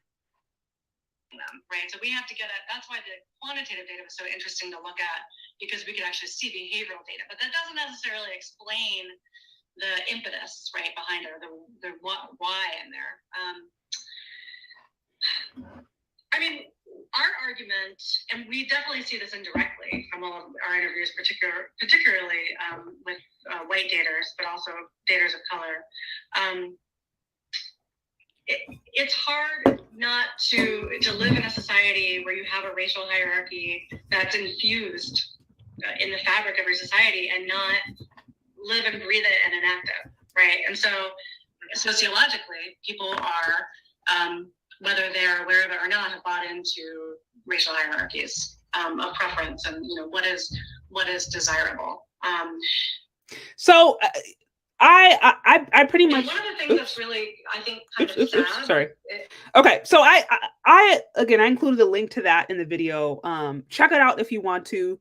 Again, really, really, really important stuff, because this flies in the face of the argument that Black men are the most colorist, futurist, texturist, darkest, I hate Black womanist, whatever it's terms that want to come up to disparage Black men. It's like, again, everything that we are judging Black men for, either we ourselves do or are doing worse. And that's the whole cool part about this thing. So let me try to bring this up, and then I'm gonna finish. Okay, guys, let me bring this up. Again, guys, if you're here, hit that like button. Hit the like button, y'all. I was not planning on doing this through my phone, so bear with me because I'm like, yeah, I had to improvise a little bit. We were having some struggle streaming issues at the bottom, but I want to finish this breakdown and then go from here. Oops, Okay. oops. Okay, guys, let me, you know what? Let me get my charger because my phone is about to die. Let me go on a quick little commercial break so I can get my charger and then play the second part of the video. And let me do this real quick. And hit that like button, y'all. Show support to the show. And let's get this going. Okay.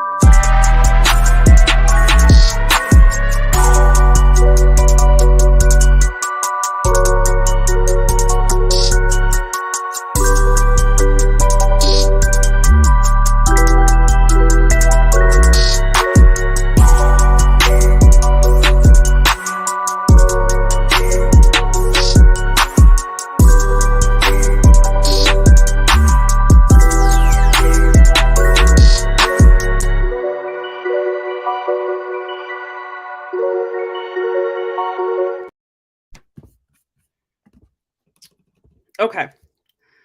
All right, guys. So on to, I'm going to say part 2, but almost. So for those of you who are on here, like I said, hit the like button. What we found so far basically is, we started off going over the first section of the video from Paris Milan, where she's doing her breakdown of Tyre Nichols. And, in there, we found that Tyre Nichols, the man that was recently deleted by the police officers, he had some earlier tweets in his life, I think going back to like 2014 or whatever, around there at that time, that were self-hating. He said some really negative things about Black women. He said some negative things about himself. And so she was going over those tweets. Now, more recently, he had some tweets and things that he said that were affirming to Black people and affirming to Black women.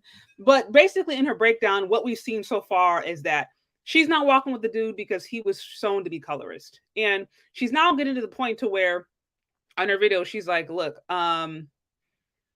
this man is colorist, and now a lot of these black men are colorist, and instead of them focusing on their preferences, they need to be getting life insurance. This is where we left off.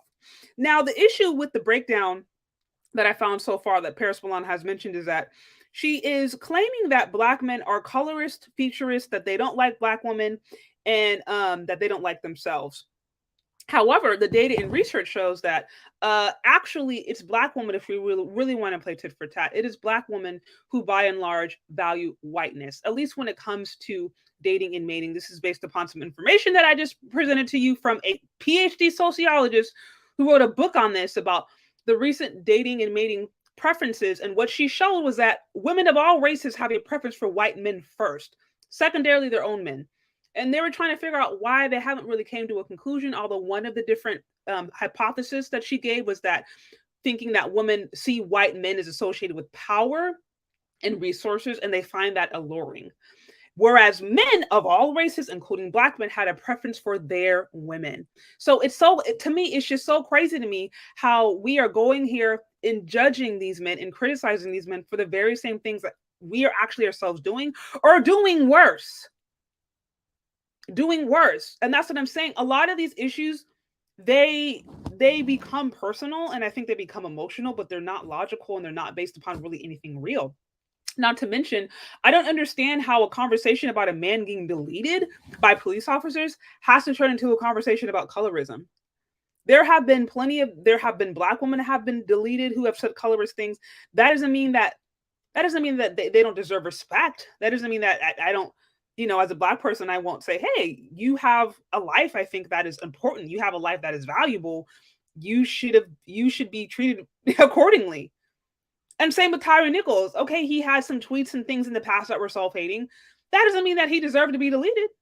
So, but these are the kinds of conversations that we say. And what I see sometimes in these channels, I see in these, especially in these black female empowerment channels, it's supposed to be about empowerment, but then somehow it comes about focusing on how all the things black men aren't doing. And to me, that's actually very, not only is that non-empowering, it's very like victimhood minded to me. Because if the issue was everybody else, if the issue was what somebody else did or didn't do, then now it's like you're putting yourself in a powerless situation. It's as if you have no power in your own immediate life to get better results. And that's not really true. And then when you start getting into, because the thing about it too is like if black men are the problem, and then there's this rhetoric going out there, and then women start to not feel like they can get along with black men, or they start to feel less interested in black men. Okay, whatever. But it's like, as a collective, really what I'm getting to, as a collective, we do not want to put ourselves in that situation because we're already failing at every statistical level. And if this kind of toxic rhetoric continues, black women telling themselves they don't need black men, black women telling themselves that they can divest, or black women encouraging women to maybe date and marry out. If this kind of toxic rhetoric continues, it's going to make us a target, even more so. And it's going to lead to even worse results. And we don't want that. But before I break this down a little bit more, I'm trying to bring up this video. Sorry, guys, my phone deleted me for a second. Okay, let me finish this. Let me finish this. Okay, so now we're back to where Miss Paris Milan left off. We got I think just a couple more minutes, and then we should be good. To be able to bury you, they should be tired of having to split the money with GoFundMe and all that. But you don't. When you're on this earth, what is your purpose but breeding, creating children that you don't really take care of, and then your mother has to go out here and ask people for money for a person who didn't give a F about her image when he was alive? I mean, come on. We should be tired of this. And it's the same reactions over and over and over. These men could not stand y'all's very existence. Who has the mouth agape? You see other people marching, but who is there? The same dark-skinned black women that they said brought a dark day. Who got the bullhorn? Who's out there in the police's faces crying and wailing, particularly dark-skinned black women? And this is what I'm saying before. There's a group of Black women that think that their Blackness is different than Black men. They think like they're doing Black men a favor to treat them like human beings. Tyre Nichols, to a lot of people, represents somebody that could have been their cousin or their brother or their uncle or their friend or just a human being. But the way that she's describing is it's as if Black women are doing Black men a favor for seeing them as a part of the community.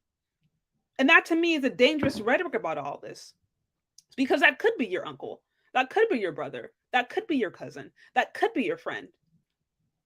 And whether or not he struggled with self-hatred or not, which many of us do, Black women arguably more so based upon the evidence, doesn't mean that they deserve to be disrespected. And again, I've said this before, I'll say this again.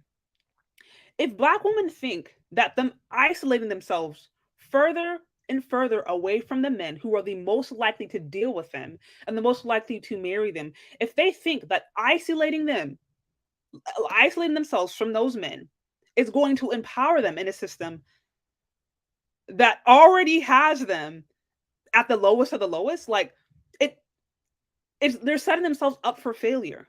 They are setting themselves up for failure. Because if Black men are so horrible, okay, who else is going to deal with you? Who else is going to deal with you? And this is what I'm saying. When you actually start looking at the numbers, she talked about single parent households. Okay, she talked about these no for good men taking care of the kids. It's like, we already know, what was the CDC had that report that came out that said Black men are the most involved. We know that's not true. Of course we know those men out there who are deadbeat dads. Okay. There are also white men out there who are deadbeat dads. There are also Black women out there who are creating a lot of kids out of wedlock. The thing about it, the thing about these conversations that are so judgmental is that they always try to shift the blame off of you individually onto another person. We can sit over here and talk about a deadbeat baby daddy. Well, you chose to co-create with that man. You have to take responsibility for that. There's no way around it. None of this, oh, well, he switched up. Okay, he switched up. You still chose at the end of the day to procreate with that person. But it's easier to now try to shift the blame from yourself to that individual so you don't have to own your own mistakes. All these kinds of conversations that Black women have, whether it's online or it's in person, where we aren't self-reflective, we end up screwing ourselves in the long run.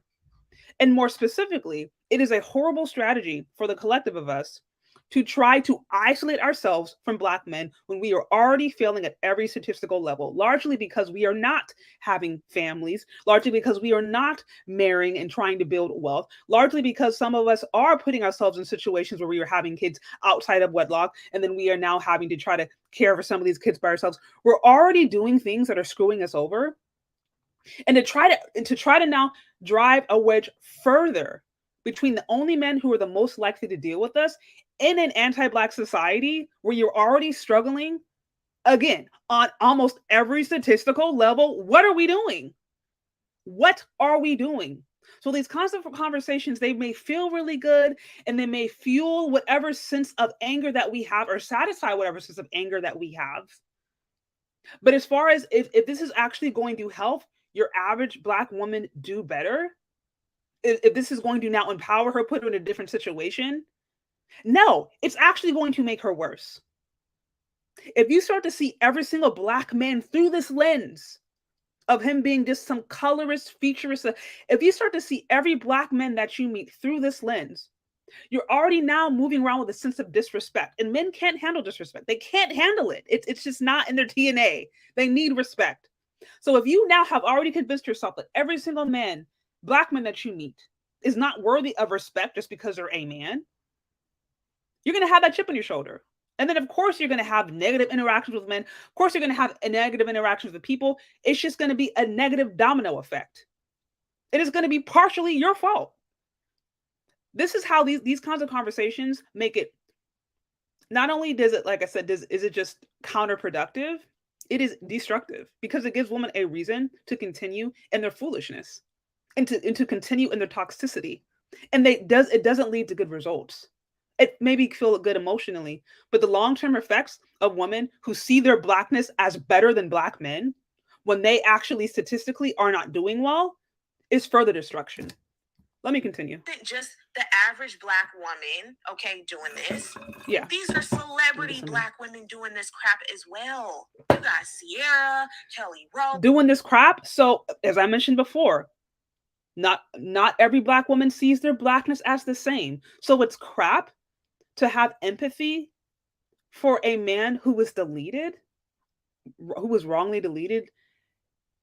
It's crap to do that. It's wrong to do that. It's wrong to see a man's life as valuable, even if he was self-hating, or even if he had a time of self-hating. Because best believe Black women do. Black women do. We can pull up all the Lauren Smith quotes. We can do that. We can all go and look at. I did a whole breakdown on it. Yes, she had different things that she said that were could be considered damaging. And I saw a few different men and different women go back and forth about that. That doesn't mean that she deserved to be mistreated in that way. And as I mentioned, people can evolve and grow. You're lying if you pretend that you as a Black person in America have never struggled with a sense of self-hatred. Or, like I said, if you haven't and you grew up in a community, an environment where you were taught to love yourself or you were taught to, then you are lucky. But most people, that is not their experience. So for you to now judge somebody for something that almost everybody has to fight through is, like I said, we would all be implicated in that.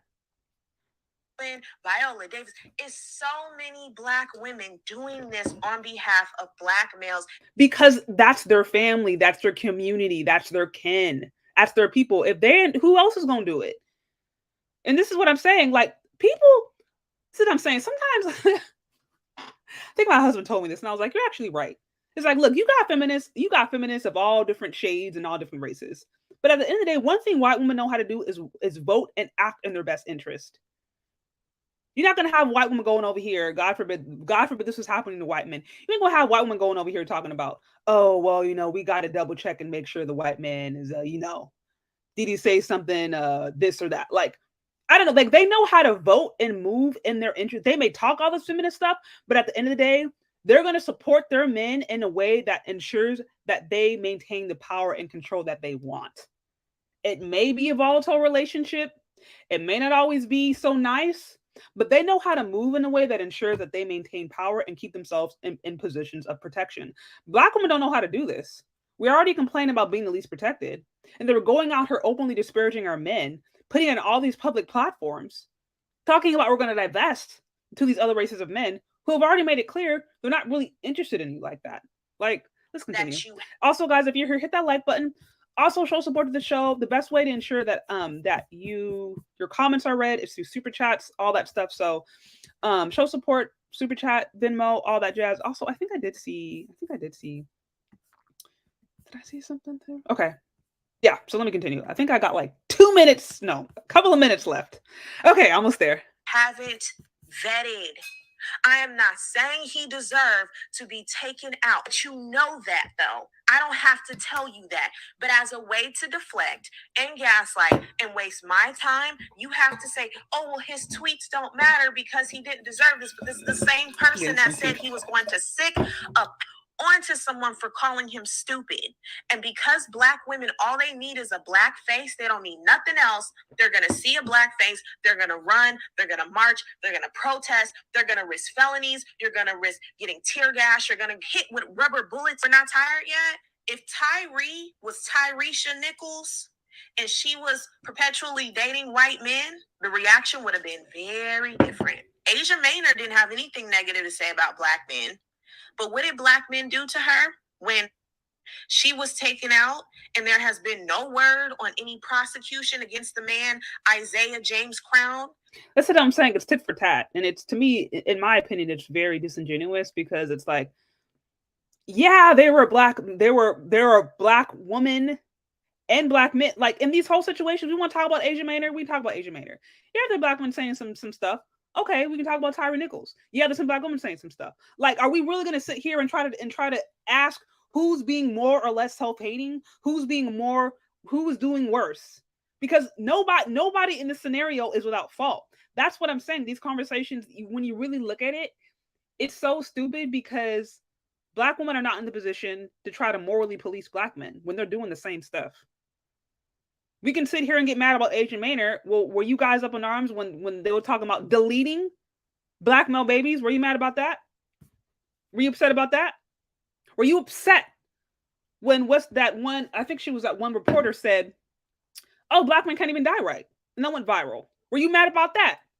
So if we really want to sit here and play tit for tat, we can pull up an entire last couple of decades of black men being the brunt of the joke and black women laughing and enjoying it and making money off of it. We can go there. Y'all got me messing up my hair here. Like, we can really go there, okay? But what is that going to do? Absolutely nothing. All it shows is that many of us got our own issues to deal with. But it doesn't show that black women are better. What it doesn't show is that black women are in the position to try to pretend like they're the moral police, okay? Or that they are better than black men. They are not. Y'all are in the same community. Y'all are in the exact same community. So for no other reason, it's like, oh yeah, of course a black woman may look at this and feel some kind of way because that could be, again, her uncle, her brother, her cousin, her whatever. It's not like every single, it's like, again, I've said before, if you have to be a perfect person in order to deserve sympathy or respect, then nobody listening to me would be here. Like, all of us would be implicated in something, because we've all said things that we wish we could take away. We've all said things that were like, oh, okay, you know what? I said that wrong. But that doesn't take away the fact that a crime was committed wrongly and unjustly against a black man, and there's historical precedence for that, and you are a black woman in that same community. You can't escape from that. You cannot escape from that. And I think women who recognize that, I don't see that escaping. And look, I'm not even saying you got to go out there and march. And let's be clear, some women like going out there marching because they like the attention. I'm not saying all of them. But let's keep it a buck. Some women just like attention, and they like being online, and they like being in places where they can get attention. That does happen. So I don't think every woman going out there is doing it just because they want social justice. Some people just want to end up on Instagram and show off stuff. Not everybody. But I'm just saying that does exist. But I'm not saying that you necessarily have to go out there and march. There's other ways you can show support, but that doesn't mean that you have to go now. It's like, why are we talking negatively about a man after he's passed? To me personally, I'm like, I try to, when somebody is deceased, I just try to let them in peace. You know what I mean? It's like, why speak ill of the dead? I don't see a reason for that personally, but okay, let me continue this. Who people are alleging did this to her? What are they saying about it? Same thing with Lauren Smith Fields. Yeah, we brothers didn't see, this is the problem too, is this illiteracy. Yeah, we brothers didn't gave one F about that anti-black male literacy. Her name. First off, black people, like, black people are not speaking perfect King's English, okay, or the Queen's English, however you want to put it. Black people, men and women as a collective, are not. So I don't. Now we're getting into class. So if we want to talk about class, and should you be dotting all your I's and crossing all your T's and speaking, like, black people don't talk like that unless they're in those kind of more Jack and Jill, you know, suburban-y high class. Black folks aren't going around talking all that stuff. We have our own, they call it African American English or whatever. That's what the actual, I think, proper name is. But like, I don't understand how some of us get around and try to pretend like, bring out our red markers. They showed her the light. She's a D and a sugar baby. I wouldn't expect nothing more. Chad and Brad are putting you in body bags and rewarding you with toe tags. Hey, that rhymed. Play stupid games, win stupid prizes. She got what she deserved. So please explain this part to me, okay? How is it that Tyre can say he don't F with black women? Also, by the way, real talk, she's pulling up, because what's happening right here, y'all, is she's playing comments of negative things that trolls have said online about different black women who were deleted, who were shown to be with white men. Okay, granted, you got almost 350,000 followers. You over here nitpicking Agent of Truth that got like 2 followers, okay, or nitpicking Tommy T, who got 0 like subscribers. Like, it's not on the same level. People go around and troll all the time. We can all right now go and find a random page that got 1 subscriber to him that likes to just go around and troll and say trashy stuff. That's different. You have almost 350,000 followers. So what you say and what she says as somebody who is an influencer who has actually been featured in Rolling Stone is a lot different than these random people going online. We don't know who they are. We don't know their face. All we know, they could be trolls. They could be other ethnicities of men, of women. Like, so it's not even on the same level. And so that's why I'm like, again, these arguments they fall flat because we can find a whole list of things that Black men online have said that have been negative. And I can also find up a whole list of things that Black women have said, plus 4 to 5 decades of media that has systematically been misandrous and used Black men as a brunt of the joke. Let's add that to it. If you like I said, if you really want to play tit for tat, if you want to get in that game, we find that we lose as women. We lose. I saw some messages of Lauren saying that she likes to date interracially. Just lose it. You lose your mind. But she didn't say that she liked to see y'all fighting. She didn't say that she's going to sick up on you.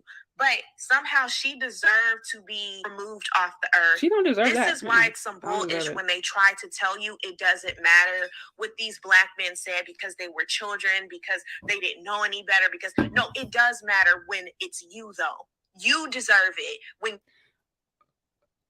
again, Black women, Black men do the same thing. Like, okay, you're just dating interracially. You deserve it when you actually have a preference, but somehow he don't deserve it at all. This is why I'm telling y'all, this hypocrisy needs to be observed, called out, and stand on the sidelines. I hid her name because I don't want y'all going over there attacking her. Lauren Smith-Field, guilty of dating white men. She put taken out. She shows Black men laughing. These it's like the more and the more evidence, it's just like this falls flat. Black men haven't had 4 or 5 decades of media that has consistently trashed Black women. So it's like the whole mission failed. Okay, like case closed. Black men have not had media on their side. Men in general have not had media on their side. So if we want to sit here again and talk about who has talked about who else worse, Black women, by and large, overwhelmingly, because they have a system on their side to help promote it. So it's like, what's even the point? What really is the point? It's like, oh God, okay, let me try to finish. Why are you closing out? Okay. Megan Thee Stallion, guilty of nothing. Shot Black men. That's laughed. not Kevin necessarily Samuels, true. guilty of misogyny, disrespecting Black women. And let's also not forget that wasn't he the one that went viral for saying that a Black woman was going to stay alone? So how is it that he was fear-mongering a Black woman, leaves this world with a effing heart attack, and all Black women said was, hey, oh, well, anyway, Black men, you H's have no ain't mathing. And it's not. And guess what? The math is never going to freaking math. So this is why I'm telling you, the more that you march, the more they hate you. The more that you protest, the more that they hate you. The more that you keep on having babies with them, the more that they hate you. Oh, because aren't Black mothers being blamed for him being taken out too? Who was it? Okay.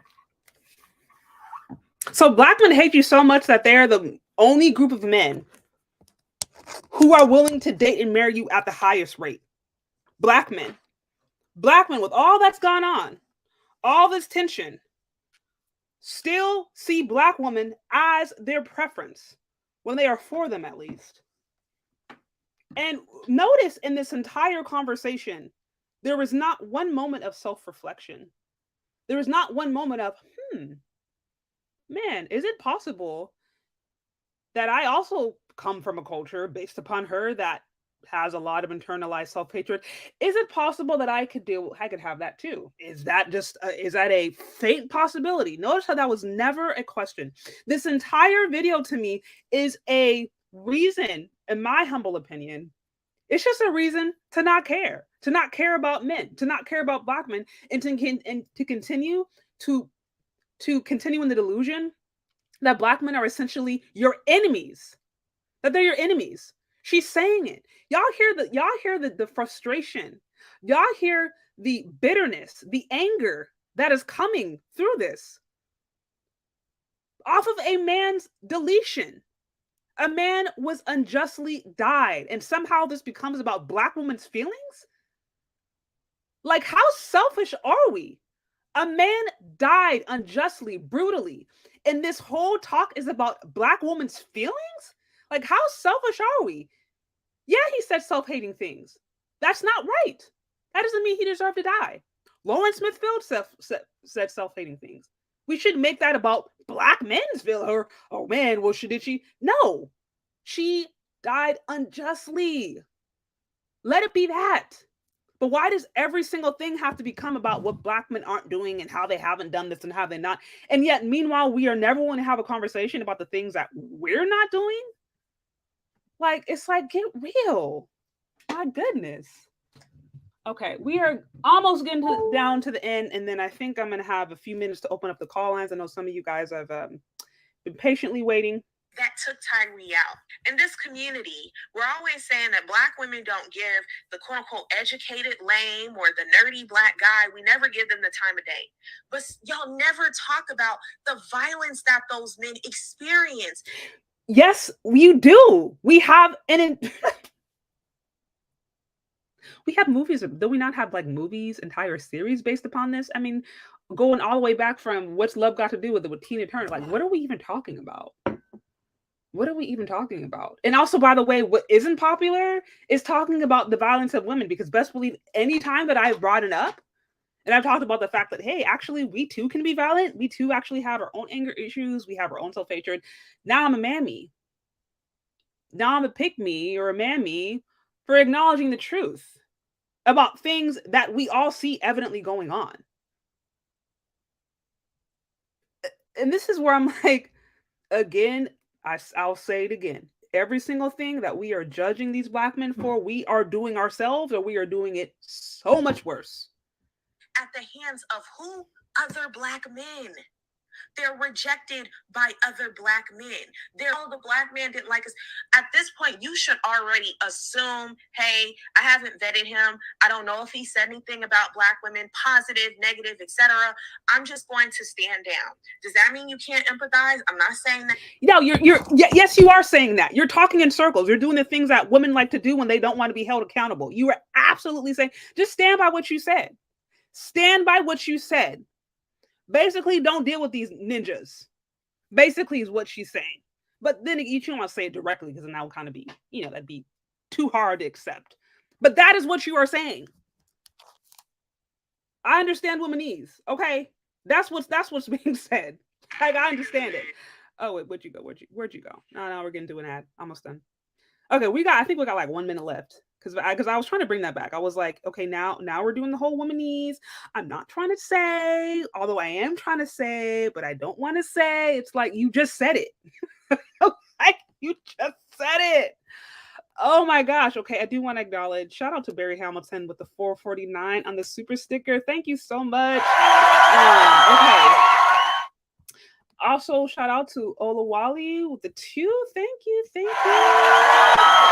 I think I saw, did I see another one come through from you? Yeah, I did. Thank you so much for the 2. You're so generous. Thank you. Appreciate it. Okay, I know I'm cooking here. I don't really like to, because everybody has a right to their own opinion. Let me see. Yes, thanks for covering this topic. We need more women protecting them. Well, I don't know that I'm really one to protect, but I am here to have an honest conversation. And I think that it's important that we have an honest conversation about these things. I would never put my place in the position, though, as a role to protect men, because I just don't think that's really my role. I think that's where men shine. I'll stay in my lane. You guys stay in yours. Okay. Okay. So let me go back. Oops. Okay, wait. So I was trying to bring this up, and then it went on me. Okay, let me go back. I wanted to play that one part. They hate you. The more that you protest, the more that they hate you. The more that you keep on Okay, having babies with them, the more that they hate you. Oh, because aren't Black mothers being blamed for him being taken out too? Who was it that took Tyre out? We're almost done, y'all. We're always saying that Black women don't give the quote unquote educated lame or the nerdy Black guy. We never give them the time of day. But y'all never talk about the violence that those men experience at the hands of who? Other Black men. They're rejected by other Black men. All the Black men didn't like us. Yeah, no. And she's right. Look, Black men harm each other the most, but this is all across the board. Men actually generally experience the highest rate of homicide. So that is absolutely true. At this point, you should already assume, hey, I haven't vetted him. I don't know if he said anything about Black women positive. Or sorry, the highest numbers of homicide. I want to say right, but yeah. Etc. I'm just going to stand down. Does that mean you can't empathize? I'm not saying that. Does that mean that you can't show concern or feel sorrow? I'm not saying that. All I'm saying is you don't need to be marching in the effing streets for somebody who don't give a F about you, whether you live or die. Yeah, so basically what she's saying is I don't care about these ninjas. Don't care about these ninjas. That's all I'm saying. You don't need to bring your little Black girls out there. You don't need to overly identify with these men. You don't need to donate to the GoFundMe. You don't need to invest nothing. You don't need to do anything. See a story. If you choose to read it, your business, but advocacy and activism needs to be reserved for other Black women if you choose to, or your daughters, or a Black male that you probably know in your family that you vetted. So basically what she's saying is that now you're going to look at every single Black man outside of your family through an eyes of skepticism. Don't march for them. Don't support them. Don't advocate nothing. Just assume that they are the country. Basically, assume that they are guilty until proven innocent. Now, what this would actually mean if Black women go and take this advice. Now, every single Black man that you see that you are seeing now through the lens of this prejudice. Your own men. You are seeing them through the lens of these are colorists, featurists, textures, darkest men that hate me. She used the words hate. It's a strong word. These are men who hate me. So therefore, I have to deal with them. I have to deal with them with extreme level of caution. There's no way you can respect men when you're seeing them through that lens. If every single Black man that you now see, they have to go through this huge vetting process. They have to run through all these hoops just for you to just see them normally without all this prejudice. If every single Black man has to go through that, there is no way in hell that you are going to be able to have a healthy relationship with a Black man long term. It can't happen because you're going to come with an extreme level of disrespect. An extreme level of disrespect, even if it's not spoken. Because like I said, there's the whole nasty nice thing that women like to do where they can smile and do all the nice stuff, but then like internally their spirit is off and the aggression can come off in these like subtle ways that are very confusing to men. So there's that whole nasty nice persona that some you can try to put on. But if you have that disrespect in your heart, if you have that contention, if you have that anger in your heart, it's going to come out. And again, Mr. Z called this point. He says you don't need to overly identify with these men. As I mentioned before, these Black women think they have a different level of Blackness and their Blackness is better. The problem is the dominant society does not see them like that. They see them all as just we're a big old blurb of Black. And if you take this position with every single Black man and you have specifically chosen to see them as men who hate you, so now essentially what she's saying without saying is now see these men as your enemies because they hate you. If now Black men are your enemies, how can you now complain if they don't protect you? How can you now go and point a finger? How can you do that? You have now purposely put yourself in a position where you are disconnected from the very men who are the most likely to deal with you. And I also want to ask this one question. If you are vetting these men like this, you're vetting these Black men like this, saying, oh, they're colorist features, don't even deal with them unless they're part of your family. Okay, you're seeing Black men as your enemy. Are you seeing other races of men through that lens? If Black men are colorists, and if they have their preferences, and if they are texturists, are you looking at white men that way? Are you doing it? Because best believe that this culture of colorism, featurism, texturism that you want to use to implicate Black men into some horrible crime, this can be found in other races of men. And in many cases is so much worse. I turn your attention now to, I mentioned this in a live before, but I want to bring it up again. A body that does not compare. How white men define Black female beauty in the era of color blindness. I turn your attention real quickly to this. This is a quote from this study that says, just the term Black woman conjures up thoughts of an overweight, dark-skinned, loud, poorly educated person with gold teeth yelling at somebody in public. I hope that doesn't make me racist, but honestly, that's the one thing I think of, Lee, middle-class white man in his 30s from Florida. It says this quote, provides a highly racialized, gendered, and classed view of Black women. Lee is a middle-class white man with no Black female friends, rare interactions with Black families growing up, and who states his interactions with Black women only consist of work-related experiences. He expresses strong negative views of Black women as unattractive and educated, as the first thoughts that come to his mind are white men or non-Black men. Are they being judged through the same lens? Because the evidence shows that white men are first looking for white women. The evidence also shows from a study that was conducted at University of Colorado Boulder, Genders, College of Arts and Science, it shows that white men still have racialized views of Black bodies, specifically Black women. Case in point, you're not their preference.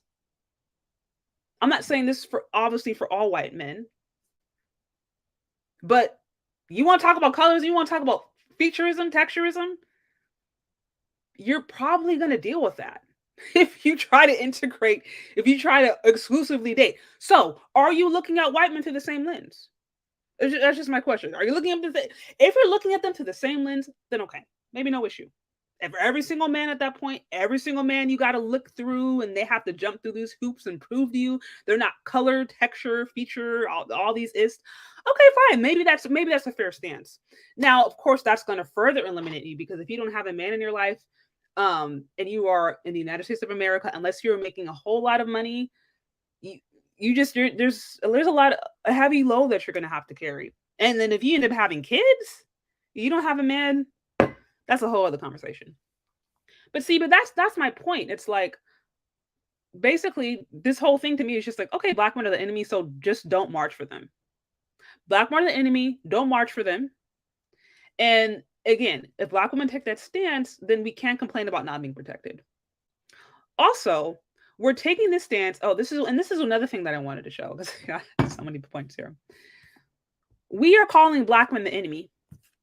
We are hell-bent on making the entire world hear the fact that we don't like these Black men. I interviewed security boss a few weeks back, and in the interview she's like, yeah, some of these women actually want revenge. Not all of them, but she's like, some of these women want revenge. On what? That's a whole nother conversation. But she went on to say they want the world to know that they don't need these men. They want to prove it. They want to stick up a middle finger to Black men. So while we are going around and dividing ourselves further from the men who are the most likely to marry us and the most likely to actually be romantic and give us a ring and help us build, while we are distancing ourselves from those men, meanwhile, white people are organizing ways to maintain power. Here's something that came up recently. I saw this on CNN, CBS, Washington Post. But it's a school of Nazis happening right about now. This report says it's 2,400 subscribers. The one I saw from CNN says it's 3,000. There's 3,000 students, and it's a school of Nazis. And the goal of the school is to ensure that the next generation is raised with the values and the ideals that are consistent with neo-Nazi thought. Here it reads, the school superintendent of Ohio City, where neo-Nazi themed homeschooling curriculum is reportedly being used and widely shared online, says his district vehemently condemns any resources.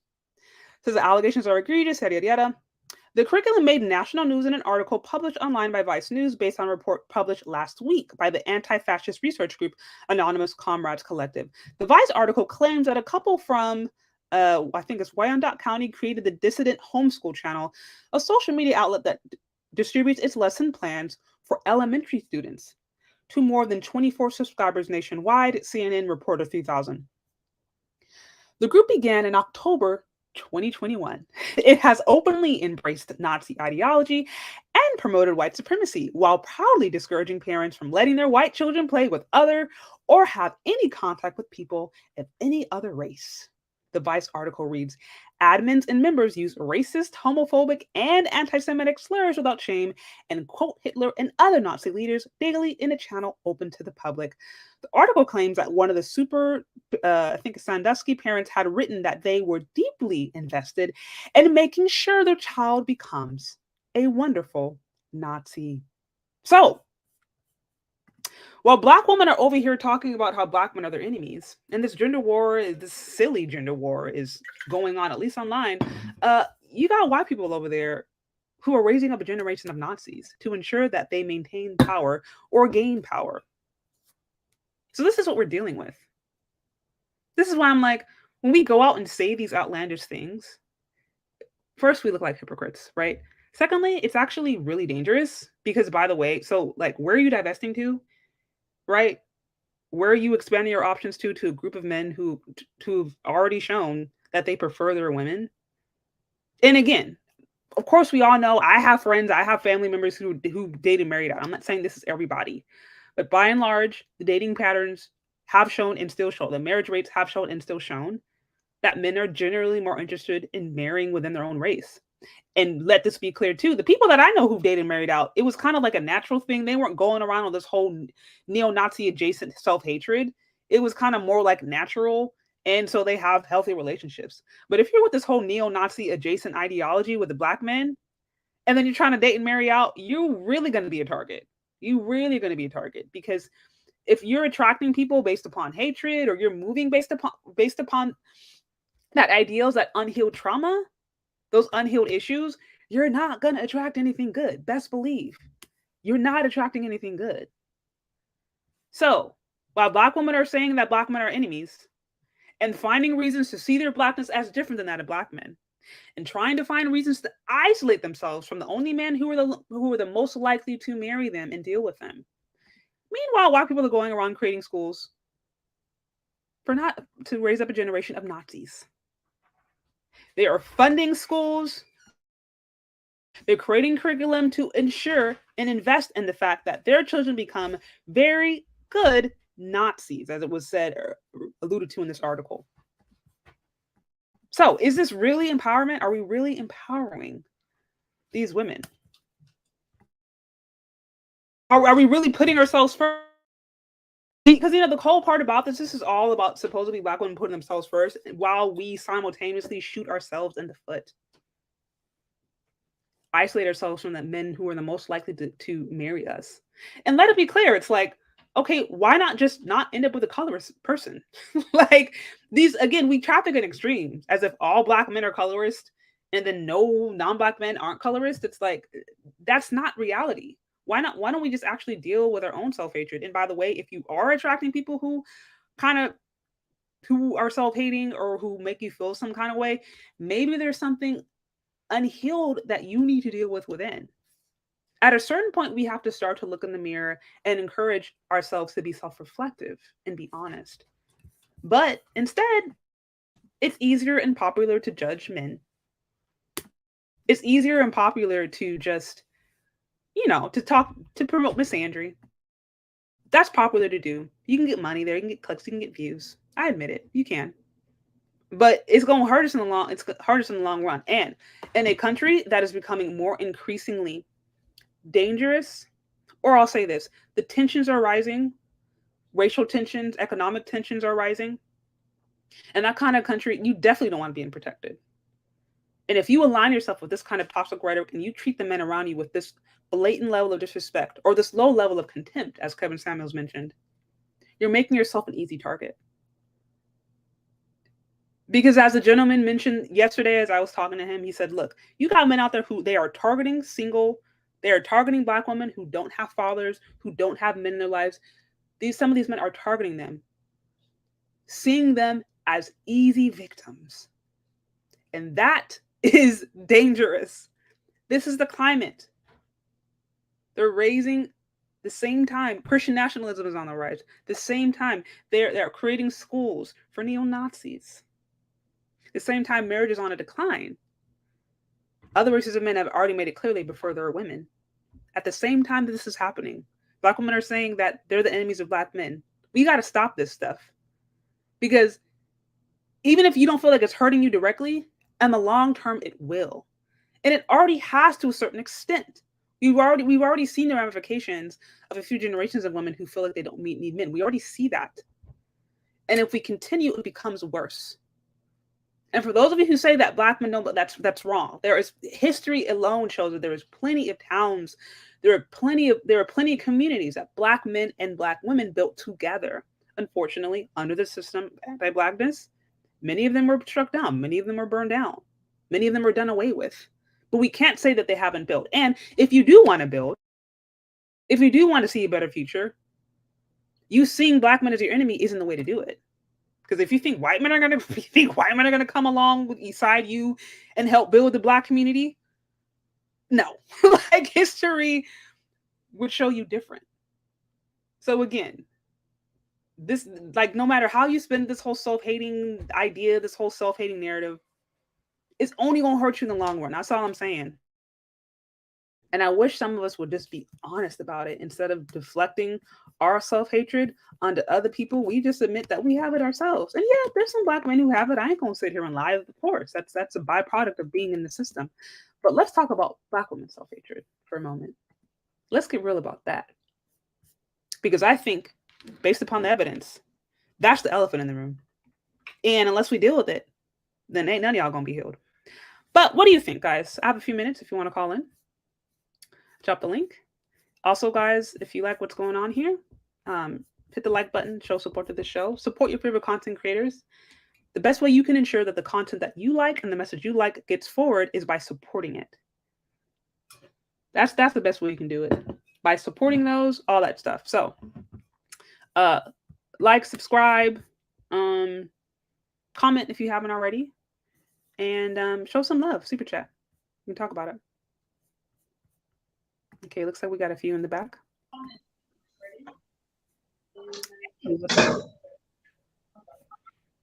Hey, what's going on? What's going on, Shay? So we got, let's see. We got it's Jermaine's fault. We got Cody, DJ, Cairo. It's Cryo. I hope I didn't. No, it's okay. What you said, Cairo? Cryo? Cryo, like cryogenics. It's my son's DJ name. Okay, all good. Okay, we got Mr. Z, Black in Effect. Good to see you. Long time. I mean, I think we've commented, but it's been a while since he popped on the live stream, so good to see you. Thank you. Yeah, so what you got? I know I kind of covered off a lot here, but I wanted to make sure I got through everything and also provided some of the evidence. Thank you, Mr. Z, Black in Effect, for the reference to that video. I remember the book, but I'd never seen those interviews from the actual author of the book, so that was great. So shout out to you for that. It speaks to some of the anti-Blackness in the Black community, specifically coming from some Black women, right? And I agree with you. We are raised in an anti-Black system that includes Black people, that includes Black women. And I think what we haven't done for the past, I want to say 5-6 decades since the plantation, but for the past 5-6 decades, is really go into how Black women exhibit anti-Blackness, or how they project it, better yet. Because what you will often have is, when we get into this conversation, many people would say, well, Black women internalize anti-Blackness, and that's their way of kind of covering the subject and being like, well, Black women don't project that onto children, they don't project that onto men. It's only Black men that project colorism, featureism, and all these other things onto other Black hyphenated people. So Black trans, Black LGBT, all the Black LGBTQ and Black women, right? And I think what you're seeing with Paris is a mixture of a whole, I'm about to throw out all the isms, right? So this is hypercapitalism, neoliberalism, consumerism, materialism, right? And you see Paris engaging in that, even though herself, she's married to a Black man, from my understanding, Nigerian or Nigerian descent, right? But what she's doing is playing into the algorithm, right? So she's giving her subscribers rage, I call it rage porn, right? Rage porn content to consume, which garners her money and support from them. And then for them, it assuages this feeling of loneliness. We're increasingly becoming atomized in our society that includes for Black people. You saw this with COVID, right? the rise in loneliness amongst young people in particular. And so people have entered their echo chambers. That's all people in America, not just Black people, not just Black women. But the way you see it reflected in Black women is a spike in some of this divester, swirler, Black women in luxury, Black women level up language. And, because that's hasn't gone critiqued, you see a Paris Milan rise up in ranks. You see, other content creators like her rise up in ranks. And, until we have a good faith conversation about what these people are doing to our young people, particularly our young girls, with this type of rhetoric. And I'll end out on this note. What's super frightening, and Shay, you spoke to that, is while the marriage rate decreases, right?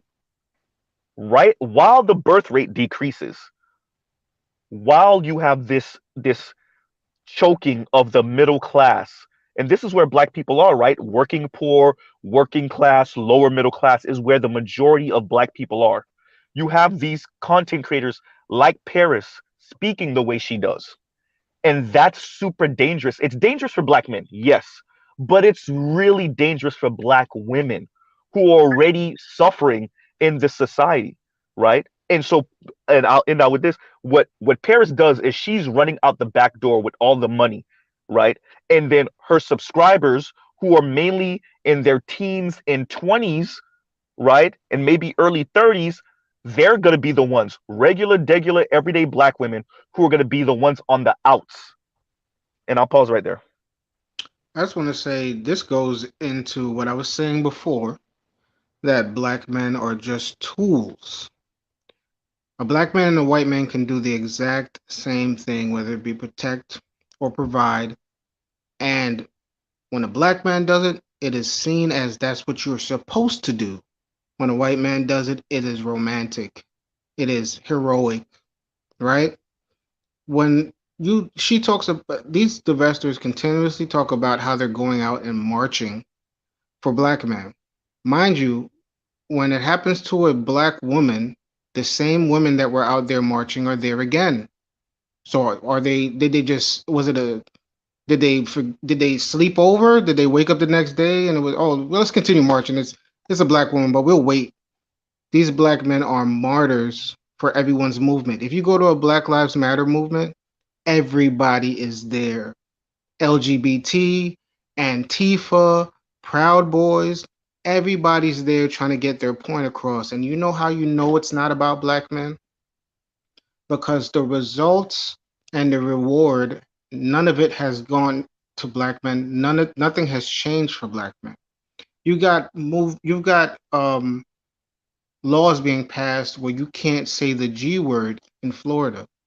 You got women getting handouts of money in Atlanta, women getting handouts of money in Florida, right? All these people are getting benefits, Antifa, and all these people are getting benefits.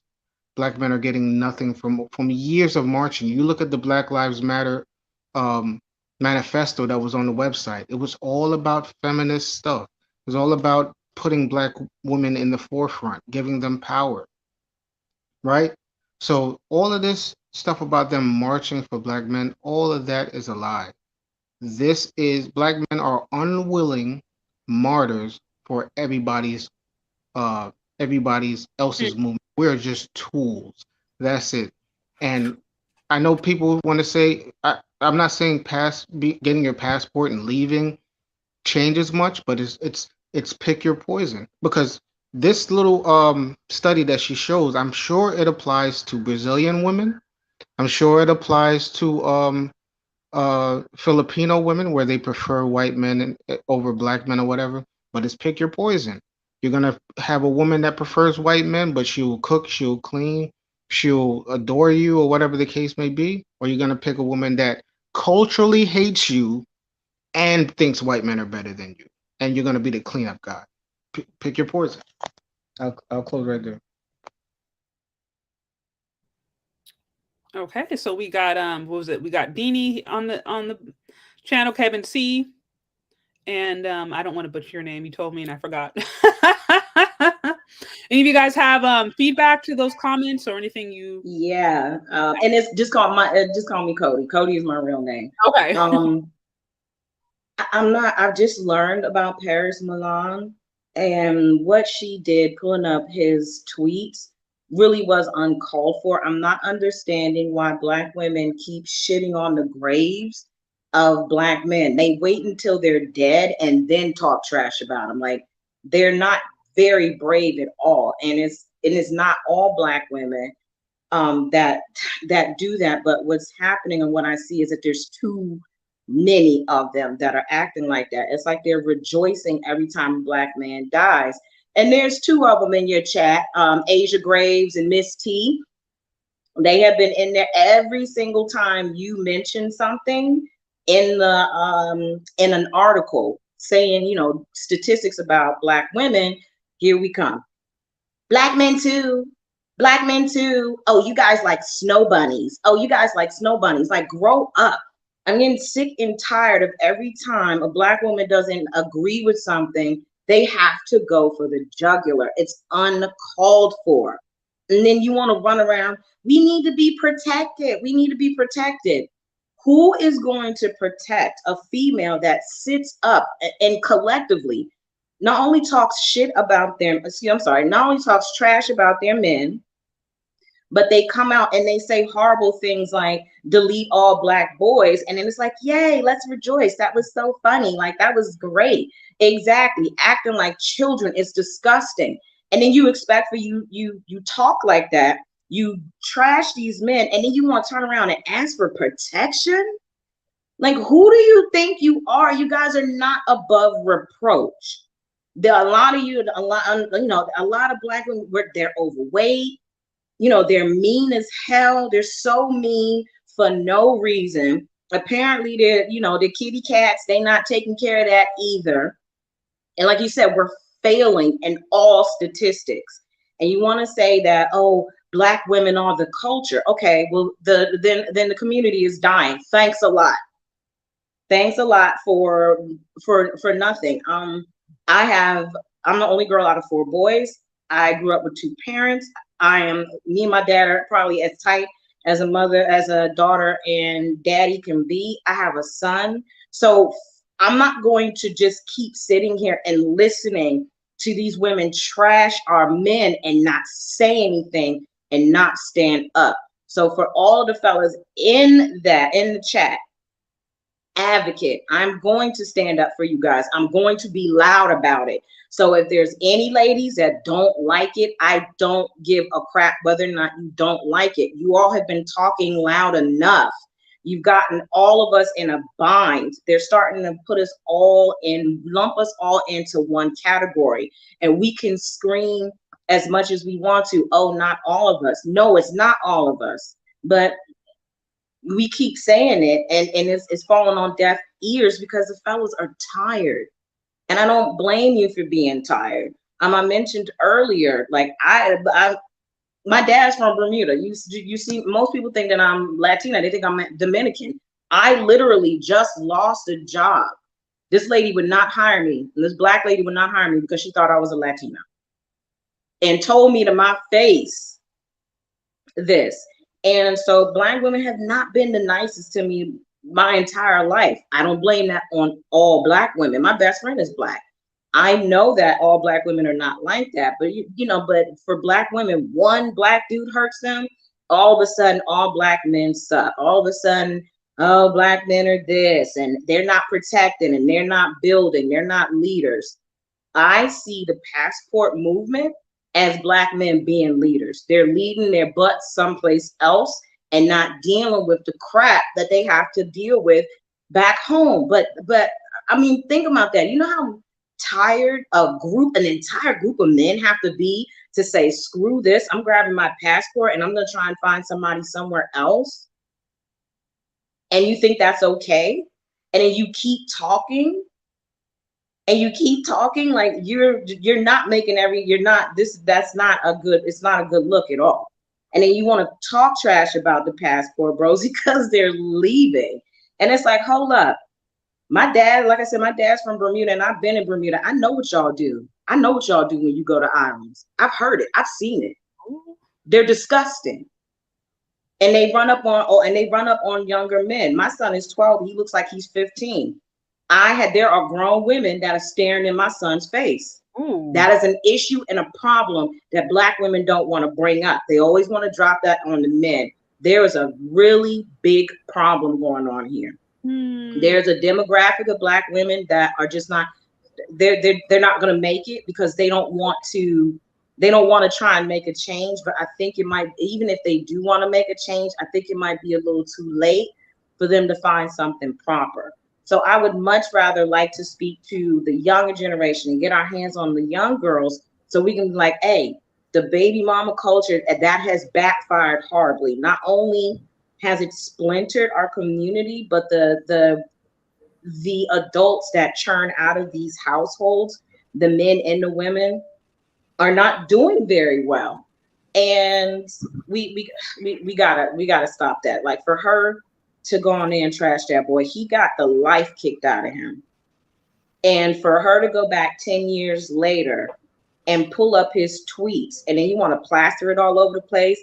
And then, like I said, and you got females like Asia Graves and Miss T in the comments, like, oh yeah, yay. Well, he said all this and other thing about Black women. If you were killed, if you got shot, and I came on here and was like, I ask you for my language, that bitch deserved it. She said this, that, and the other thing about Black men.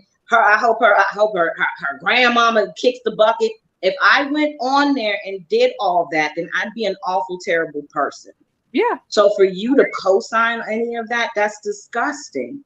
Like, that's disappointing. It's extremely disheartening to see what's going on and how ladies are carrying it. So if you don't care about Black men, you don't want to be with a Black man. Black men don't protect me. All this other stuff. Then go somewhere else. See how those white men treat you. They don't want you.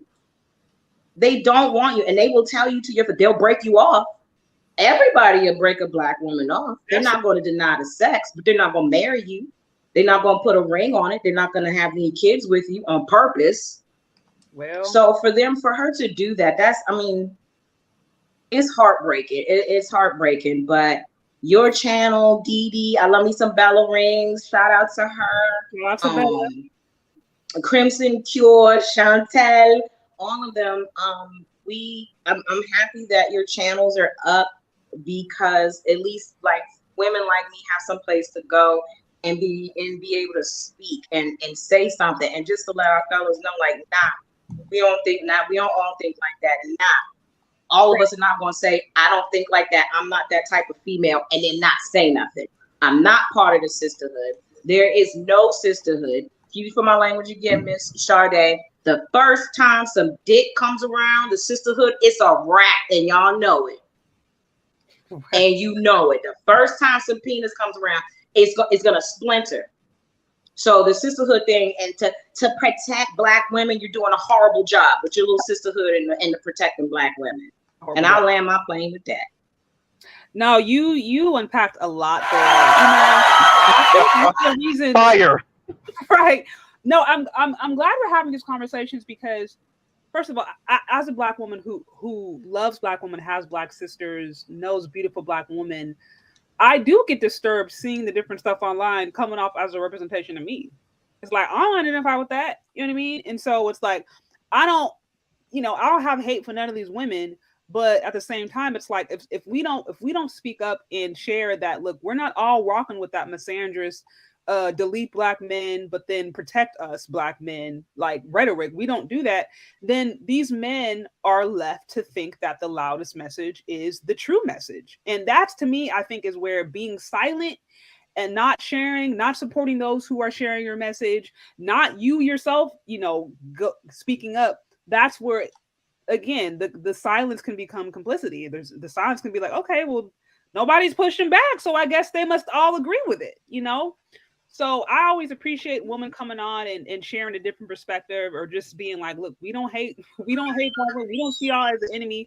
We all got our own things to own. I'm all about that. I'm all about, people being accountable for themselves, dealing with their own self-hatred. Like, I think that's real.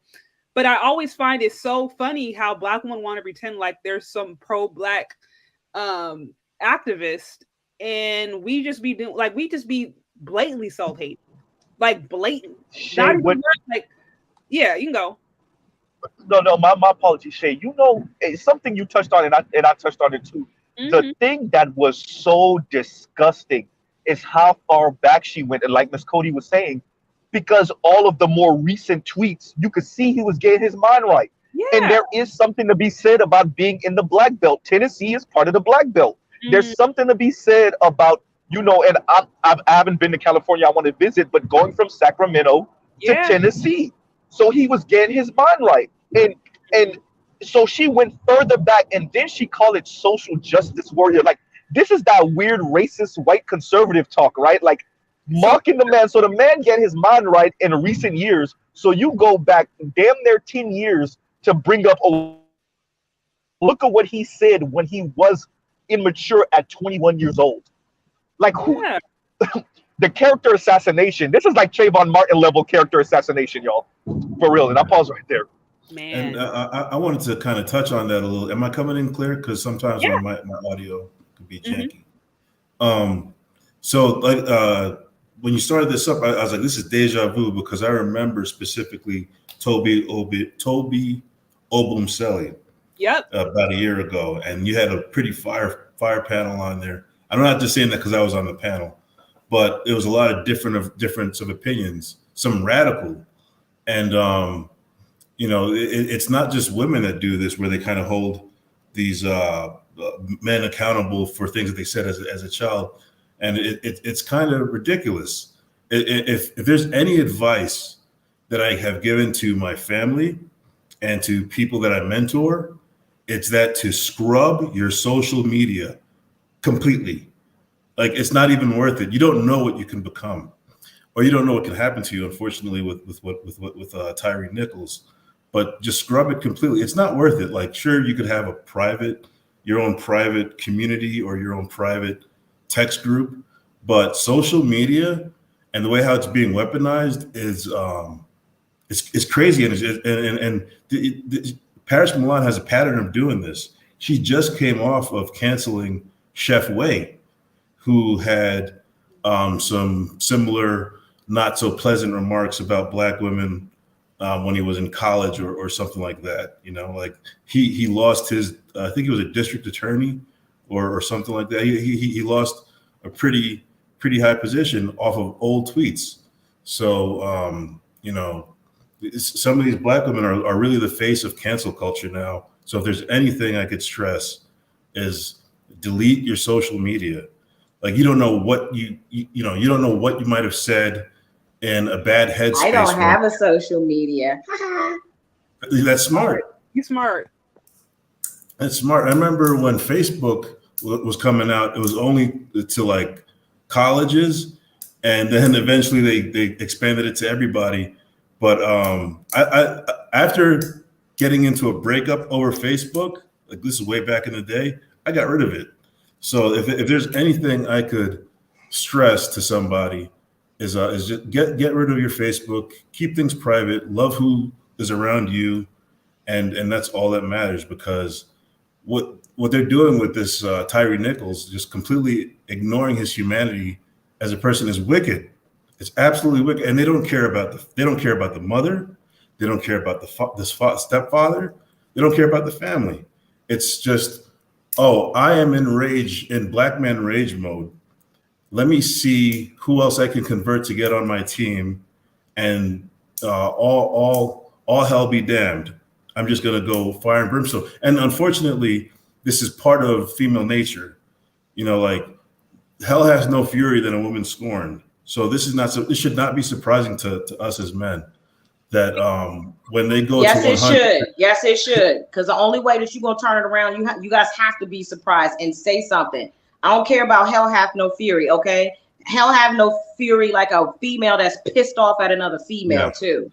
That's not, no, you guys should not be you should not be okay with that. You should not be comfortable with the fact and get used to the fact that Black women are trashing on you. That's not okay. Well, I'm speaking specifically to men who have who've taken on the red pill, so to speak. Like, this is female nature is something that we should be well Don't you aware think of. that's kind of oppressive, though? How so? You want people Oppressive to to us or oppressive to them? Oppressive in general. You want people to suppress their opinions and their thoughts and how they feel, and especially at a time when they're probably dealing with certain situations, and then say, well, that never happened or that exists. The problem is people are using this as a weapon, and they're allowed to weaponize it. It's not that it's stuff that they said in the past that's being used. It's the fact that people are weaponizing it. I hear my you. biggest thing has always been, as if we're going to stand as a community and stand as a people, one on one path, one united and everything else, we have to learn to identify things that are a problem, people that are a problem, and learn to separate them from the whole. It's not difficult to say, all right, these black people are a problem in the community because all they're doing is attacking the community. They're not helping, they're not benefiting.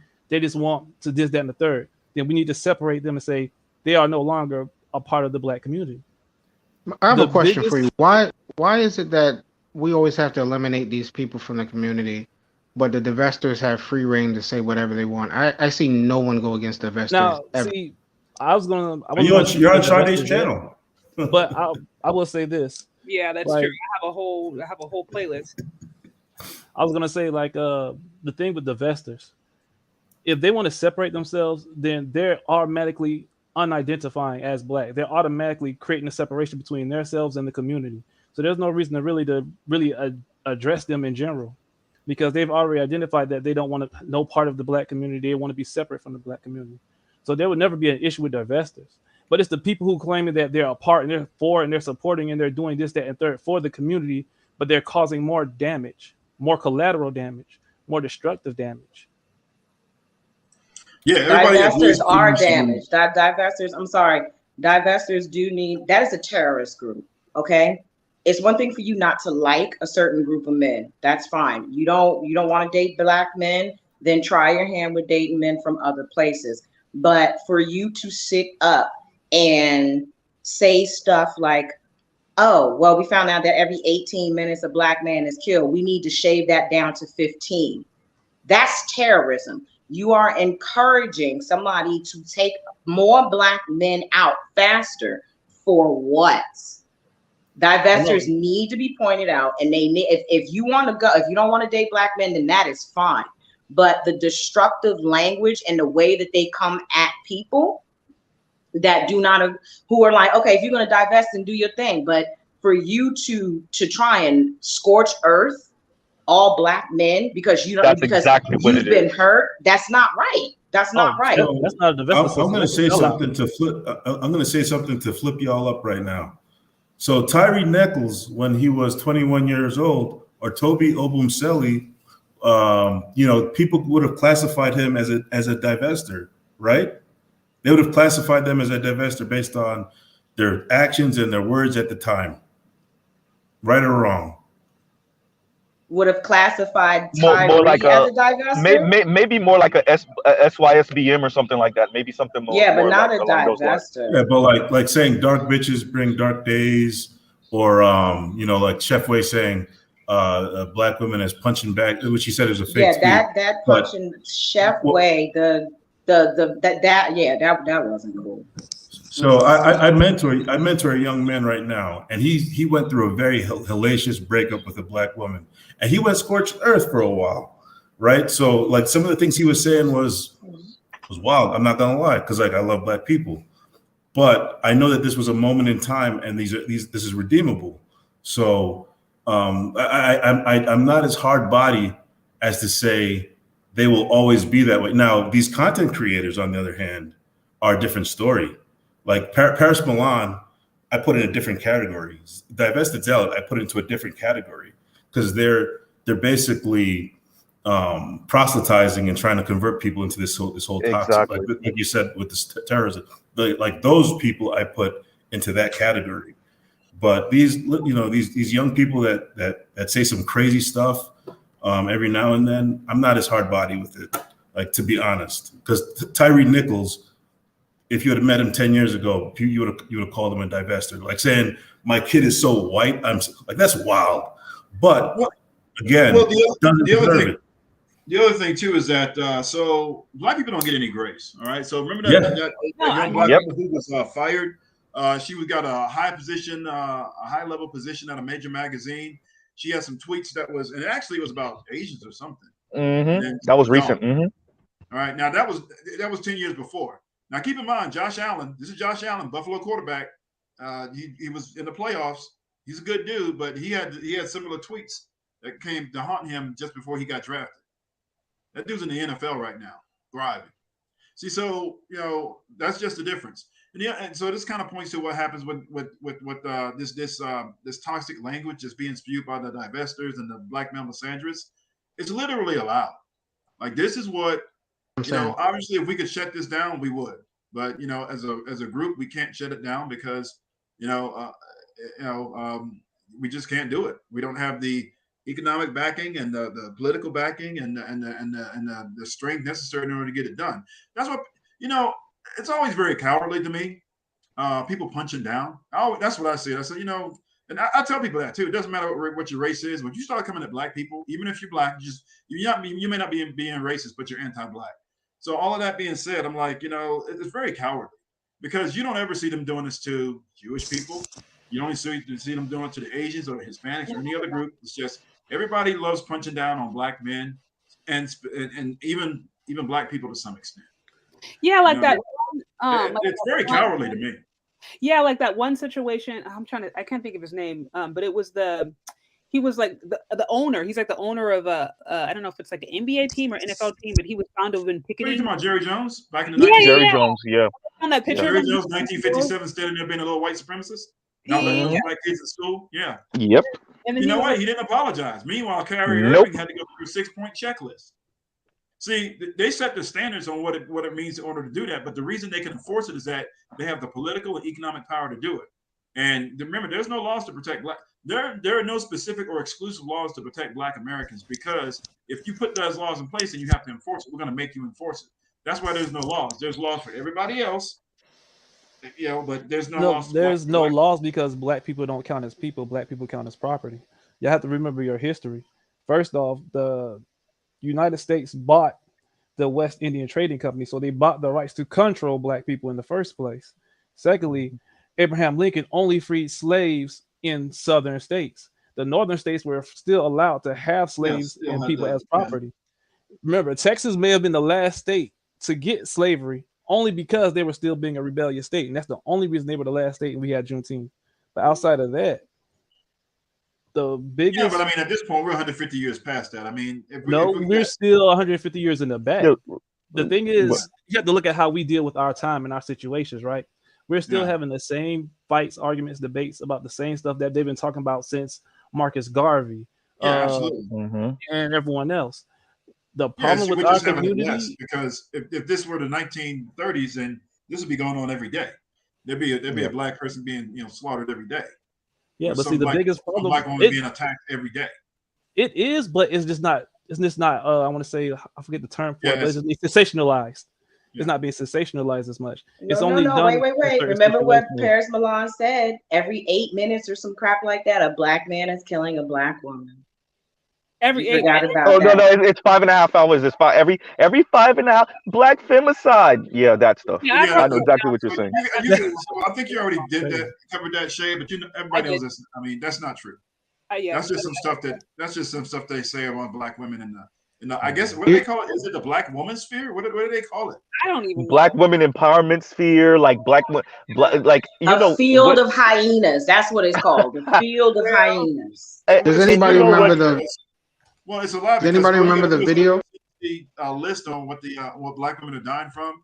Homicide does not make the list. It doesn't even make the top 10. Yeah. Nope. Now for black men, homicide is number 4 on the list. No, it depends on the group because I looked at this. I did a video on this too, but it depends on the age. There is a particular age. I think it's like literally, I think like before 24 or something. Where it was the youngest of the adult ages. Yeah, for black men. Women, millennials, women who middle class, like majority of them are not. That's not their experience. It's usually younger women who are in at-risk areas, urban areas, don't have kids, probably single mom. Those are the ones who are the most at risk. It was Does something you anybody remember said, the Shay. name of that Also, video? which one?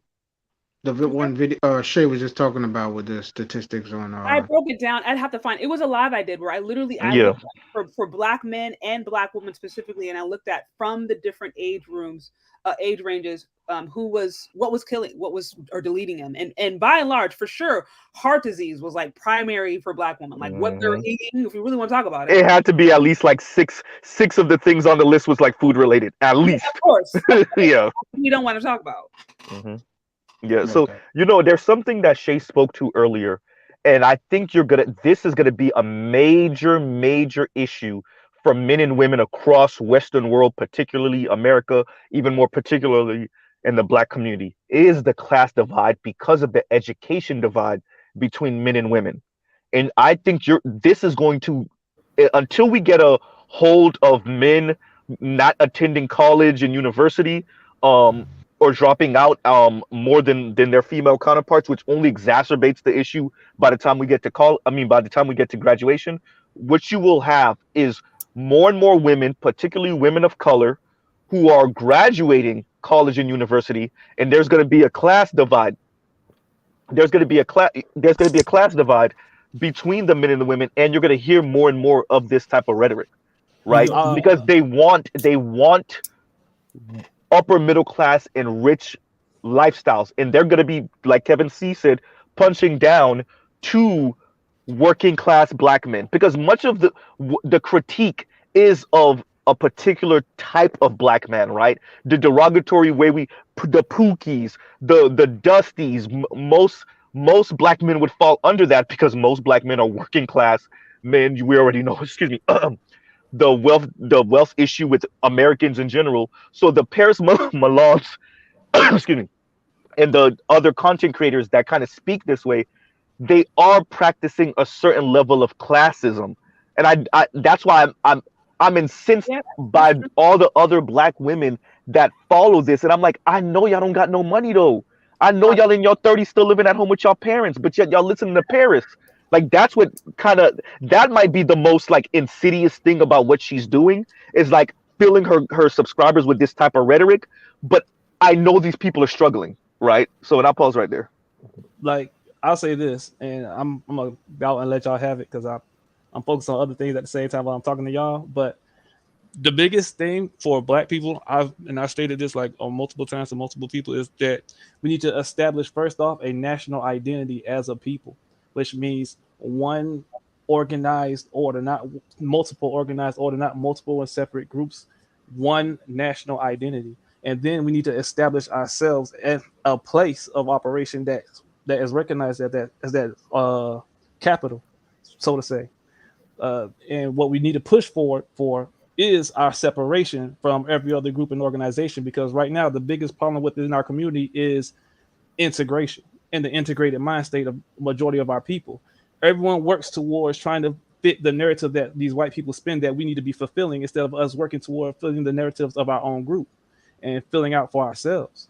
We work too much toward trying to satisfy them without realizing that we're not satisfying ourselves, which is why so many people are living in a distressed state.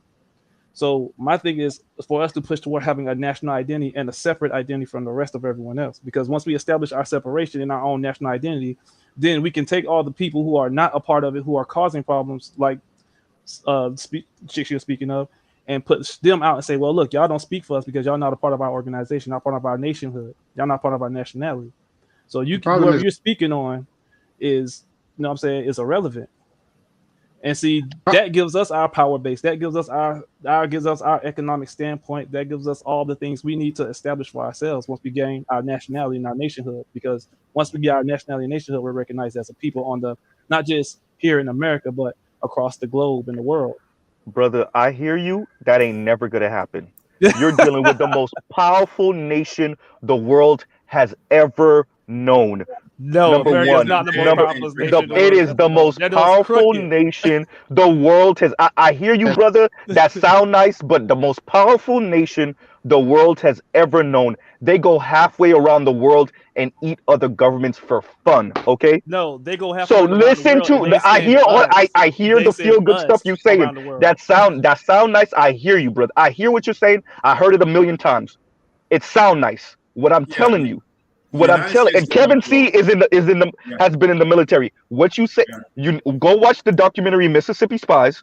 Go watch the PBS documentary about the Black Panthers, right? And go find out, and that's 1960s and 70s. Go And find out what what you exactly I really just said is exactly what listen. I'm going to tell you again. They And sent us I to do all heard the I heard fighting. you the first time. Let me So say this. Let me say this because I don't think Shay, give me 30 seconds. I'm gonna move out the way. Okay. One of the issues that we're dealing with is just not understanding the context of history. You got Eisenhower's president. Eisenhower was general of what the Atlantic Fleet, Kevin. So he Yeah. saw the dead bodies of the Jews in Germany. That's how you got forced integration. It wasn't black people's choice as much as people think it was. Uh, as much as the future president who became president, Eisenhower, saying, "Yeah, if we don't fix this black issue in America, that's gonna happen over here." Right? Don't forget where Hitler got a lot of his ideas from. So all that, well, it was us that wanted to integrate. Yeah, of course black people wanted to integrate for the resources, but it was also forced on you so that this country doesn't turn into Germany. And I'll pause right there. Yeah, I just and want that to say and that integration that's actually took away black resources. By the way, it took away all the Yeah. black institutions that were in place. Look, you got to Yeah. understand something that there is a concerted effort to make sure black families are not strong. That, the United States ever does not want to see another civil rights or black power movement. That scared the hell out of America. So whatever they can do to make sure that black families are weak, and then not only that, man, you have women who helping them. Like the divestors are literally helping them. Mm-hmm. You have women who refuse to get married. They refuse to. They refuse to do it. They would, you literally have what is Cynthia? What is one of them said she'd rather live under white supremacy than actually have to listen to a black man. Like, come on, man. They've all said that. How are you supposed to And- work with that? And they will eat the fruit of their words. That she won't live like that. And the results are not pretty. That's why, I mentioned before, it's like we are digging ourselves in the hole where we're talking about being empowered. It's not a very honest conversation. These are the people that you're dealing with. Like this is what we're dealing with, and we understand there's not everybody as hardcore as the parents Milan and the divested Zealot and the Cynthia G's, but they kind of fall in the line right behind them. but see, that's the thing, though. The problem with that though is 25% of your women who are even married, and you can't sustain anything like that. You can't. That's why you get guys looking for alternate solutions. the problem with what the brother was saying is black people don't want that establishment of a nationality and a separation from white. Exactly. They don't want it. When you look at the 14th Amendment and how it led to integration, right? 14th Amendment was mainly about, integration was mainly about white people having better resources, better industry than black people did. Like they had like poorer facilities, so whatever the case may be, that's what people were marching for. It wasn't about at first it wasn't about holding hands across America. Black people decided that's what it was about. That's what it eventually came to be, where we don't see color no more, just like white people claim to not see color, right? There's a group. Listen, people, we're talking about aspirationally or in a fantasy we should separate from white people and form our own nationality. There's a group of people that already do that, and every black person hates them. They're called the Israelites. Everybody hates them, right? People make up all kinds of rumors and stigmas about them. So this is already talking about Israel. If you're gonna say that, let's talk about Israel though.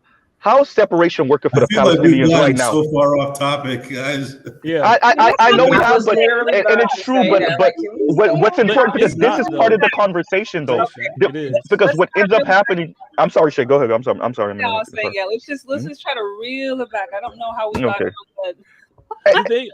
the Israelites, but Yeah, it's like, Because the rhetoric gets here because what this is the thing. And speaking of what I was gonna say, we get here because we're attempting to find solutions. You're dealing with an oppressed group of people that's hurting, right? And so you're gonna get like out there answers. You're gonna get stuff that's a little bit more milquetoast and don't sound revolutionary enough. And it's from people that are being crushed, and everybody's trying to grasp for something that alleviates the pain, whether it's psychological, whether it's physical, right? Whether it's mental. It's something to alleviate the pain of what you're dealing with, what you're seeing, what you're feeling, right? And so, speaking to what the brother was saying, we already see what happens with these groups that claim some type of nationhood in their respective situation. You got the Uyghurs in China, right? You got the Palestinians in the Israeli territory right now. You see how this turns out for those particular groups of people, right? Yeah, I'm independent and right, still being stepped on, right? So like, this is how you get Paris, who's capitalizing on the pain of black women who are effectively the permanent underclass along with black men in this nation. And instead of speaking to ways of fixing that, mainly by teaming up with black men, mainly by marrying black men, mainly by going at the US government so you could fight for those resources, especially if you're ADOS FBA, right?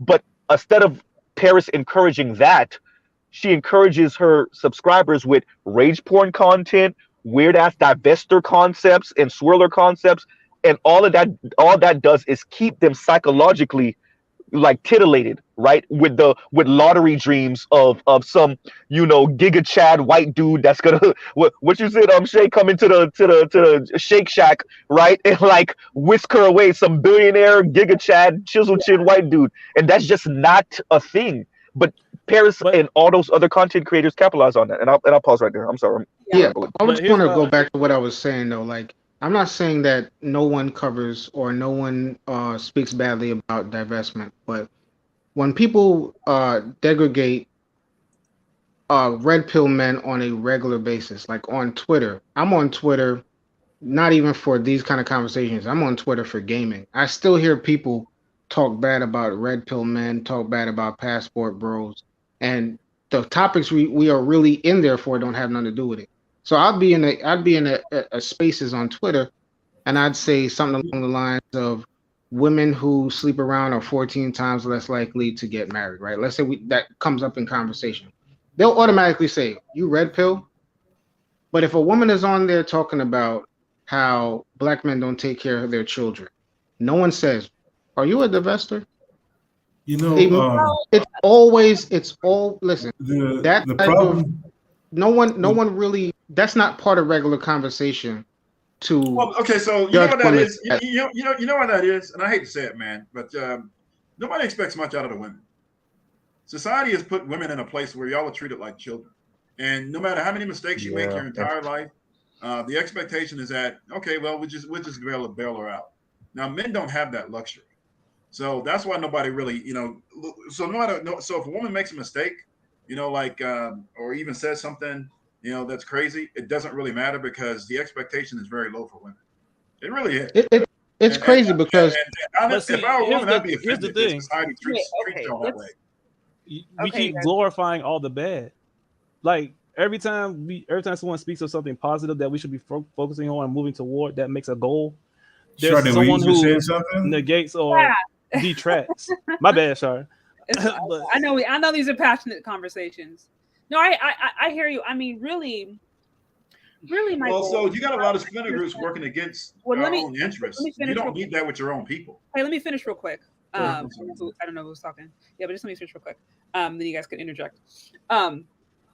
Yeah, I mean, really, at the end of the day, I understand that my part is it's a very small, part, and really a bigger solution that needs to be provided. But I think, by and large, I know individually there's no ability to be changed if there's not an honest conversation, if there's not truth isn't brought into the scenario, and that's certainly going to be the case for the collective of Black women. And so when I think of a Paris Milan or someone on her level who has so much influence and there's a level of delusion that is just sky high, I'm like, okay, well, you know what? Maybe my part right now is at least to try to create a space where we can have honest conversations about what's really going on, because we're not moving forward with anything or anyone if we can't at least acknowledge what is the truth. And the amount of really deflection and blame shifting I see being being encouraged or being allowed, I think, in these spaces is really detrimental, because again, it is going to impede any ability that a woman could have of truly having a successful life, of truly having a meaningful life. Because if you're living in a fantasy, and while living in that fantasy, you are literally walking towards destruction's way. It's just going to create bad results. But I understand. I'm just one person, right? So it's just I can do my part, but I know that there are larger discussions and larger things that need to be made, and I can't say I have the answer to that, but I at least want to create a platform where we can, have. Don't ever feel like that, because like Nat Turner was just one person, and he started a whole revolution. Didn't go too far, but he was the one man who started something that got a lot of eyes looking. The biggest thing about these conversations is there are people that are listening. They might not present themselves at present, but they're listening and they're learning and they're growing in each direction. They learn something and take something from a conversation to, grow from it. Like a lot of rhetoric I hear, a lot of conversations I hear that a lot of people repeat are conversations I've had online with a lot of people, to where I hear it get repeated. So never feel like, you're just one person, because one person, one person can start it. And if you build it, they will come. I agree And with you're the not brother on by that. yourself, Sade. I'm literally sitting here letting the fellas, speak them. You're not by yourself. And that was basically the point of me coming on here, is that you're not by yourself. And I give in you all this I give you fight. all the credit in the world, because I used to study all this stuff too and try to find statistics to detract from the swirlers and the divestors. I checked out. Listen, I checked out. I typically don't care about this conversation as much anymore. I wanted to move the red pill into a different direction, and I think you still care Into a about this different topic. direction. Yeah, I wanted to move the whole red pill in a different direction. But you still care about this topic, and I think that says a lot about you as far as how much you care about your image and black men in general. So, regardless of the outcome, that is a merit and a credit towards you. Mm-hmm. Yeah, one thing I think when Jermaine was talking about, he says he was a gamer. And like one thing is that a lot of this knowledge isn't really meant to be mainstream. Like that's why when I forgot the young lady's name, when she was talking about men who are red pill aware understand female nature.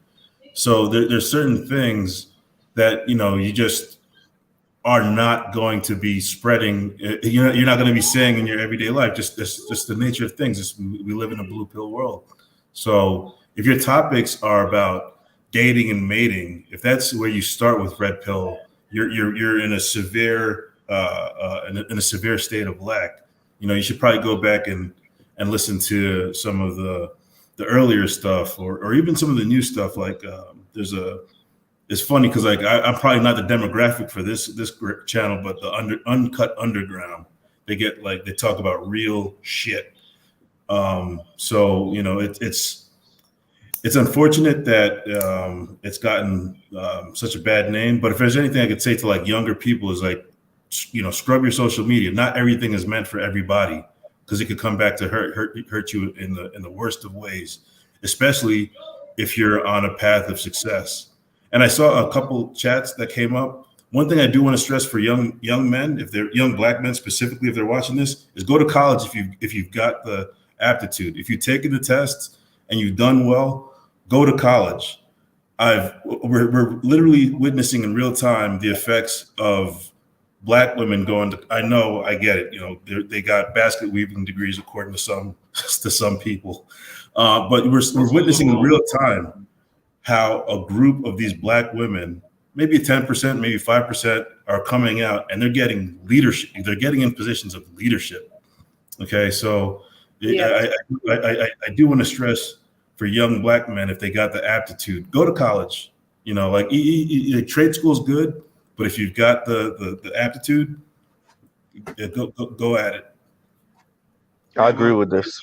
But that's where you get into assortative mating, which is trade school trained or skilled trade men are going to marry women that are probably right around their educational and economic level. Same thing with college educated women. They generally try to go with college educated men. The problem that people who really want to, so it's very interesting that the, and Mr. Z already did this, but you got 100, you got damn near 100% of the women trying to get all one race of men. That's another competition. The math ain't mathin'. Literally. The math ain't mathin'. It's literally all of y'all, and you can't, and you know it can't happen. I suspect the people, especially the black women who are trying to do it, are more frustrated and angry that they can't get it done. Because if they were as good, as they think they are, they'd be able to get it done. The interesting thing, a man who hits all the checkpoints, he can go almost anywhere in the world and marry almost any race of woman. Cultural divides aside, but as long as he's doing the things that women actually need: provision, protection, problem solving, production. He's a productive man. He's a leader and he's a man of character. You can get almost any woman anywhere. Well, this is what I speak to all the time, Kev. But it doesn't work in reverse for women. So that's where I was going exactly. So if we do the math, right, and Shay might have heard me say this, I know Kev heard me say this. You got, and once again, Kev has been around the world, military, retired.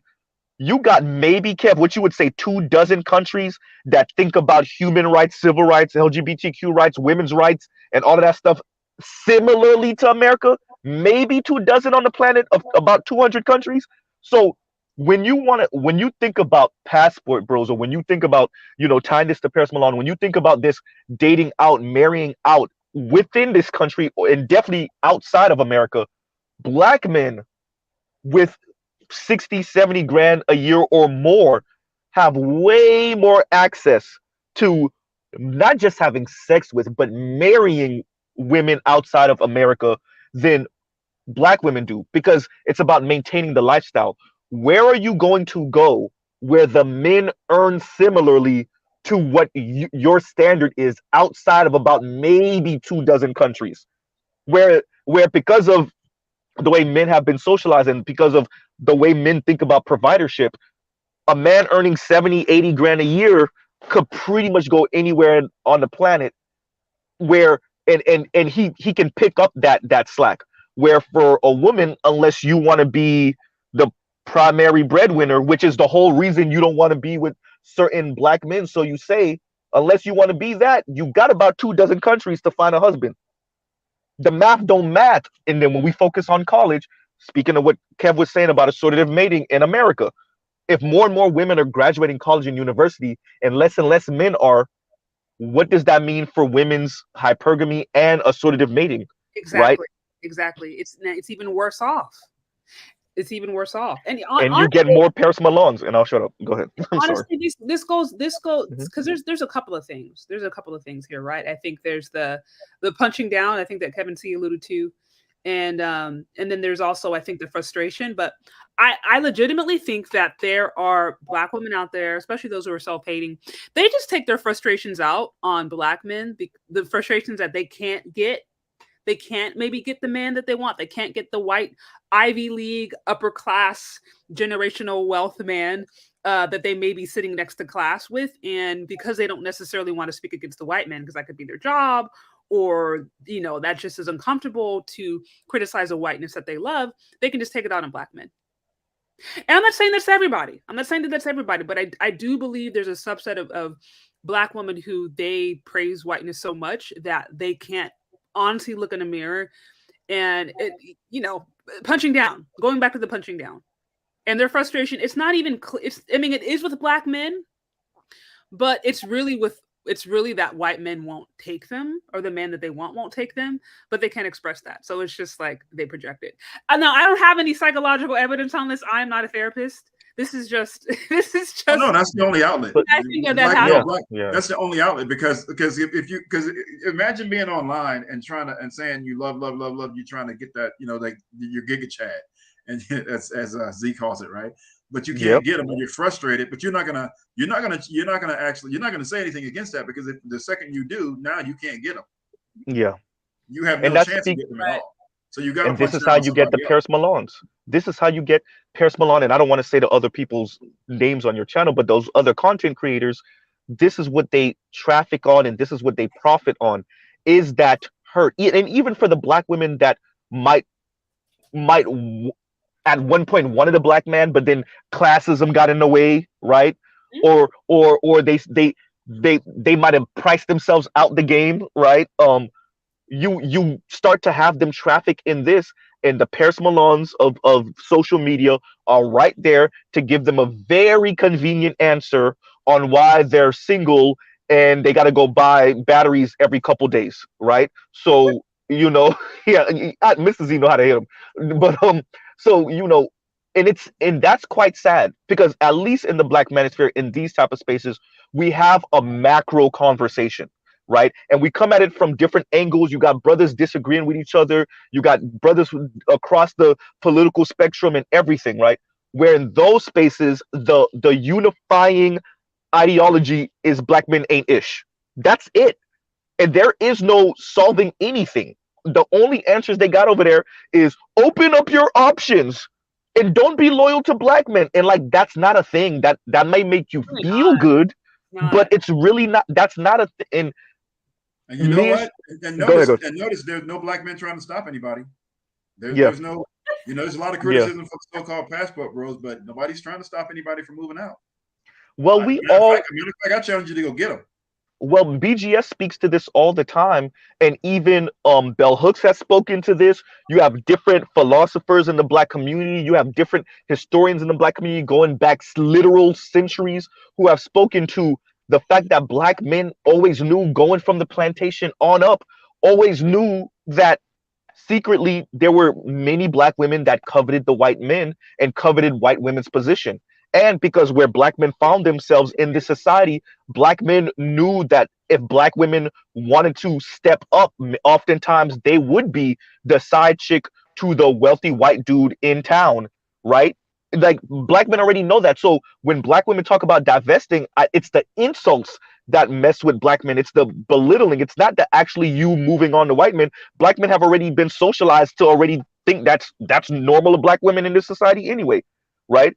So, and we already know what's over there for you, Yep. right? Exactly. We already it's bubble gum and something else, Like what right? what I posted you know. earlier in my community tab, where it Mhm. was like, oh, he has his monkey, I have mine, and then he posted a picture of him I and his saw it, yeah. girl, And not that's his wife, probably, but probably side. Who knows? Yeah, that's the stuff you're gonna have to Oh. deal with over there. And I see now, interestingly enough, I've seen a few Black men, in interracial relationships deal with some foolery also, but it's much less. But yeah, you're gonna have to you gotta work through an entire family if you're gonna go out there. You gotta figure out a way to get through an entire family and their anti-Blackness and possible racism, and that's to be expected with non-Black people.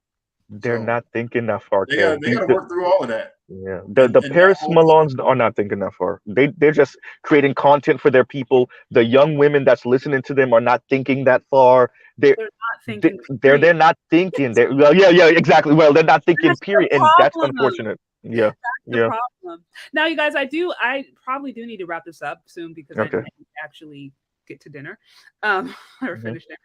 But I did want. This has been a fun conversation. If you guys had any final thoughts or things that you wanted to add or call out, things you think I missed, things I disagreed with, here is your moment. I'll close out with this. Fire Stream Shade, thank you for having me up. Yes, it's been a long time. Thank you for shouting me out. What's going on to everybody on the panel who was already here earlier. Even a brother I disagree with earlier, it's no ill will. And I'll just end out with this. We have to address these things because they actually affect the young people in the way the young people are thinking and feeling about other Black bodies, other Black people. This is not just some internet thing, right? The Paris Milans of the world have some 350,000 subscribers. They have the ears of young people, specifically young Black women, right? And you don't know where those girls and those women are going to be in 10 years, in 20 years, to affect policy and to affect what happens to other Black people, right? Number one. Number two, Paris is engaging in some very negative rhetoric for her pocketbook, right? And like I said before, and I will continue to say this, these particular people are going to sell out in the sunset with all of that money and fanfare that they garnered from social media. Meanwhile, your everyday Black girl and Black women who listen to them will have to deal with the consequences of listening to them, right? and that and thinking about other black people, specifically black men, in these ways, right? And that's unfortunate. And I think that is, it's dangerous and it's borderline criminal what she's engaging in, right? And she's doing it for the money. And she slipped up and kind of said it multiple times, but Mr. Z wasn't screen recording back then, because if she's so lucky, she's so lucky. But I'm staying on her because I think her and those other content creators, what they're engaging in is super dangerous. And in the long run, as Miss Cody said, this is gonna bite black women in the butt. Yep, More absolutely. than black men. And like you said, yeah, like you said, Touche, like what's going on in this society, and then you telling these women to separate themselves from the one group of people that actually give a damn about them in any significant number. Yep. Yeah, you know, and I'll pause right there. Thank you for having me up. Y'all have a great night. All right. Thank you. All right. Well, yes, I guess that's my turn. I just want to say to all the shadow divestors out there, take this back and share it with the group, right? You can't use this as an excuse anymore, just like you can't use the deadbeat dad thing as an excuse anymore. Take this back, share it with the group. To the white men listening, please build and protect your women. Please protect these women. Apparently, they are your women. I just want to get to a point where these women can stop complaining about black men. You want to divest, you want to do all this stuff. Stop complaining about black men, because obviously we live in a dichotomy. You want the men you want, and we're over here doing our thing. So stop talking about us protecting you, us providing for you, us building for you. Go get the man that you choose first and have him build with you. Please, all shadow divestors, remember, take this, bring back to the group, share amongst yourselves. All right? Have a good night. Take care. It's Jermaine's fault.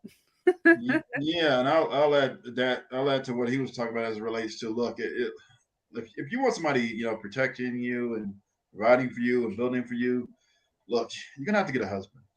All right, that's gonna have to happen. Now I understand that every woman can't get married, but the thing is that the majority have to be married in order to get that collective effort. Because this 30% marriage rate is just not going to cut it. I understand women have gotten married and they got divorced. I understand some women have had kids and they were never married. And I understand all of that. But if you don't have that situation, then we're at a point now where dudes really aren't listening to you. They're looking at you. They're like, okay, so when you're talking about, you know, somebody not protecting you and not providing for you, then show me a husband. Show me that guy so I can talk to, because dudes are not really listening to that. And that you know, that's how the kids get protected, especially, you know, girls and you know, children and all this other stuff. And I just, when I hear a woman, you know, start talking negatively about black men and what they're not doing, I just assume that, you know, she just had a lot of negative experiences growing up, and that, you know, and going into early adulthood with all the men that she chose, because that's the only way you can get there. Like, I have daughters myself. You're never going to hear them talking bad about black men. They got well, you know, they have one brother. All right, he's a good young man doing great things. He's gonna, you know, eventually get married in the future and doing all he's hitting all the checkpoints. He's going to be a skilled tradesman, and he's going to do all the right things. They're you know, as a father, I've been with them their entire life. I talk to them on a regular basis, weekly, if not, you know, more. And then on top of that, there's nothing that they can say, you know, that, you know, I was doing wrong as a father. So generally, so when I hear that, I'm like, oh, I just assume that you had a lot of terrible experiences, either with your father, or you didn't have one, or you went out and just had a bunch of string of negative experiences with a bunch of men that you chose, that you don't want to take responsibility and accountability for. So that's where that comes from, because it's got to come from somewhere. Because if you have good men in your life, then you're not going to be complaining about it. Then you're going to understand that. And then on top of that, you're going to understand that what black men are working with and working through. And you know what's very interesting is that black people are in the situation they're in on purpose. It's been done with intent. It's been a 400+ year effort to get black people to the point where we're going to be broke by 2053. That's the economic reality. And nobody's mad. And the only people that have to suffer for that and have to deal with that and have to account for that are the black men, not the people who put us in the situation. It's just the men, just black men. I find that very interesting. Yeah. But anyway, yeah, thanks for letting me up, Shay. Good topic, good discussion, and appreciate the notes. I'm going to download that study and then that thing with the Nazis. Good grief! See, again, we need our own Afrocentric curriculum. They got their curriculum. We need to have ours. Where's Ron DeSantis trying to shut that down? He ain't saying nothing about that, is he? But at any rate, thanks for letting me up. All right, you take care. Take care. All right, Cody, you have the final word. Woo, girl. Wow. The men get on there, you gotta let them blow. I see they got a lot of stuff they need to get off their chest, and they need spaces like this. Final word to my fellas. There's nothing wrong with you. You guys are doing just fine. The gap between Black men and Black women and college, more Black men are getting college degrees. Just take care of yourself and understand that there are lionesses out there like us that are gonna, we gotta look out for you, and we gotta look out for each other. To my young ladies, Paris Milan is not it. Cynthia G is not it. Tanya TKO, Lord knows she ain't it. She's in her 50s and she's single. If you want to know how to get a man, talk to a man. Talk to your dad. Talk to your brother or your cousin or somebody like that. Be ladylike. Kind of rein in some of that. I don't need a man. I can take care of myself type stuff. We have to get the community back on track. Black America has a very strong culture. It's been corrupted. And as Kevin C said, they have worked at splitting the family because they understood that our strongest asset was our family. We always were, it takes a village. It takes a village. And we were very strong with that. And they knew that once they broke it, that would be it. And in every war, everyone knows the first people that you capture, you grab the women and the children, you break them so that they can carry whatever you taught them into the culture to break it the rest of the way. Don't be so hard on our men. They've had a hard time also. And we have all collectively been hurt from outside sources. We don't need to be here hurting each other because we've been hurt. Like I said, ladies, we gotta listen. Ladies, we gotta listen. Fellas, for some of them, listen also, and hug yourselves and be kind to each other. I'm tired of seeing the fighting. All right. Thank you so much for letting me on, Shaz. I've been watching you for a minute now. I was like, oh, I love her hair. Look, it looks like mine. Oh, thank you. Well, and I think you're so beautiful too. It and your skin is so pretty. So it does help when the word comes from somebody cute. Okay, if you look like Lizzo, I don't think your word would go that far. But thanks for having the platform and speaking up and letting everybody meet together. And go feed your kid because I gotta finish feeding mine. I love everybody. Bye. Thank you. Thank you. All right, guys. Well, this was a good show. A little longer than I anticipated, but all good. Okay, there was a few super chats I want to make sure that I acknowledge. I appreciate all the love and support. Shout out to you, Kevin C. Always showing support. With the 150 H&L and the super sticker. What's going on, Malarkey? Good to see you as always. It says congrats on achieving and surpassing 20,000 subs. Sister Shay, Sade, thank you. To the listeners, like, share, subscribe, and support your favorite content creators. The Roger Report Live has a $10 super chat. Says women that refuse to listen to men dying off isn't a bad thing because society can't be maintained like that. Women that listen to them will learn their lesson. It'll probably be from the other side. Well, shout out to you with the 10 on the super chat. And, as I mentioned before, women who, if they choose that path, if they choose to not like men, not listen to men, then yeah, they're going to get the results that they get. And nature will take care of itself. I think it's J Raxo Fiesta with the 10 COP. It says, I disagree. I learned more from my IT certifications than I did in college. I think you were referring to the advice that the Dini had shared earlier, where he was talking about that he thinks more men should go into college. I think what he's talking about more from a level, from what I understand, of a of a level, like collectively, right? Like what would help the Black community, especially Black men. And I think he was alluding to that, not necessarily because it's what men need to do to get money. Obviously, there are tradesmen out there who are quite successful. I think he was just saying, unfortunately, some of these positions where that requires you to have a degree, like media, things of that nature, education, just different positions that require a degree, men are not really represented, and therefore their voice isn't necessarily being heard. And the best way to ensure that more men are being heard and their point of view is being respected is to start to get more men in those positions of power. So I think that's what he's referring to. Although I do understand that, yeah, there's plenty of men who didn't go to college who are quite successful. Shout out to you, Incog Spectator with the 10. It says, after MLK and Malcolm X were killed, notice we've been in a constant state of confusion. The government fears that Black men unite the community, thus making Black women believe they are insufficient and making them the face. Yeah, no, Kevin C alluded to this too, and so many of them in the panel words, like there's incentive to try to keep the Black family in a state of chaos. Shout out again for J Rag Soul Fiesta with the 10,000 COP.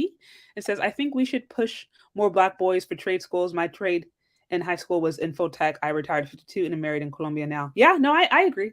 Yeah, I think I'm all for trade schools. I think also someone in the chat had mentioned engineering, math. I think it would be great to see them and more positions. And so there's a more balanced perspective when it comes to these items. Eric Powell says, most working class Black men have higher net worths than the I'm a PhD numbers matter. Absolutely. I think you're referring to, because the same report that came out and showed, or similar reports that showed that Black women are some of the most highly educated, also showed that they have the highest amount of debt. School debt is incredibly high. And your average Black person is not sitting on generational wealth. That means that they are going to be able to get in college scot-free. So unless they can get a grant or get a scholarship, it's on them to pay for it. And these schools you have some schools now that are racking in a couple $100,000 just for bachelors. It's ridiculous. Again, with the 5 in Cog Spectator, it says, I've been contemplating making profiles on individuals that express hate towards their community so everyone knows who they are and can stay away. Interesting. This conversation of how to regulate those agents of chaos, I don't want to say it's a complicated conversation, but I think the way to manage that is complicated because, as some of the people alluded to before, people do change, especially when you have young kids saying silly things. People do change. People can evolve. And then there's also those who have no intention of changing and just intend to scorch the earth, for lack of a better term. So how do you regulate that? I can't say I have the answer, but it is an interesting conversation. Naldo4, thanks you for becoming a YouTube member. I appreciate you. Thank you so much. Gregory Scotland, $4.99. It says, you can't build a community with rebellious women. As Crimson Cure has stated, it is time for good Black women to speak up and out against the bad. You cannot build a community with rebellion at all. It won't work. There has to be order. Again, Incog Spectator with the 5, it says it's called a superiority complex off of the air. They fail to realize they are perfect tools sent in by government to cripple families' control. Absolutely. Many of us, I think, are being used. I don't know if we're aware. Some of us may be aware and don't fully understand the repercussions. And some of us, I think, are blindly unaware that we are being used or that we are falling into the propaganda. Shout out to you, Condemned. Okay, I hope I didn't butcher that. Condemnedia. I'm sorry if I butchered your name. I feel like I did. Thank you for the 20. It says, I just want to say that name is hilarious and relatable. It's always Jermaine's fault. Keep up the great work with those conversation, folks. Thank you. Shout out to JTC with the 5 on the super sticker. Also, Jager with the 2. It says, for the algorithm. I see this one from Incog Spectator again. It says, I wonder how much history account for violence between men due to the mouth of women. I can only chuckle at how Black women think they are so innocent. Yeah, seriously. That's why it's like, come on now. We all know that none of us, we should not be playing the moral police. Like we are not in a position to try to morally police really anybody. We got our own stuff personally to deal with. So anyways, guys, this has been fun. I wanted to make sure I acknowledge super chats. Also, I did think I saw some cash apps come through. I want to make sure I acknowledge, as always, if my phone wants to act right. Shout out to you, Mr. Q with the 10. I appreciate you. Hakeem with the 5.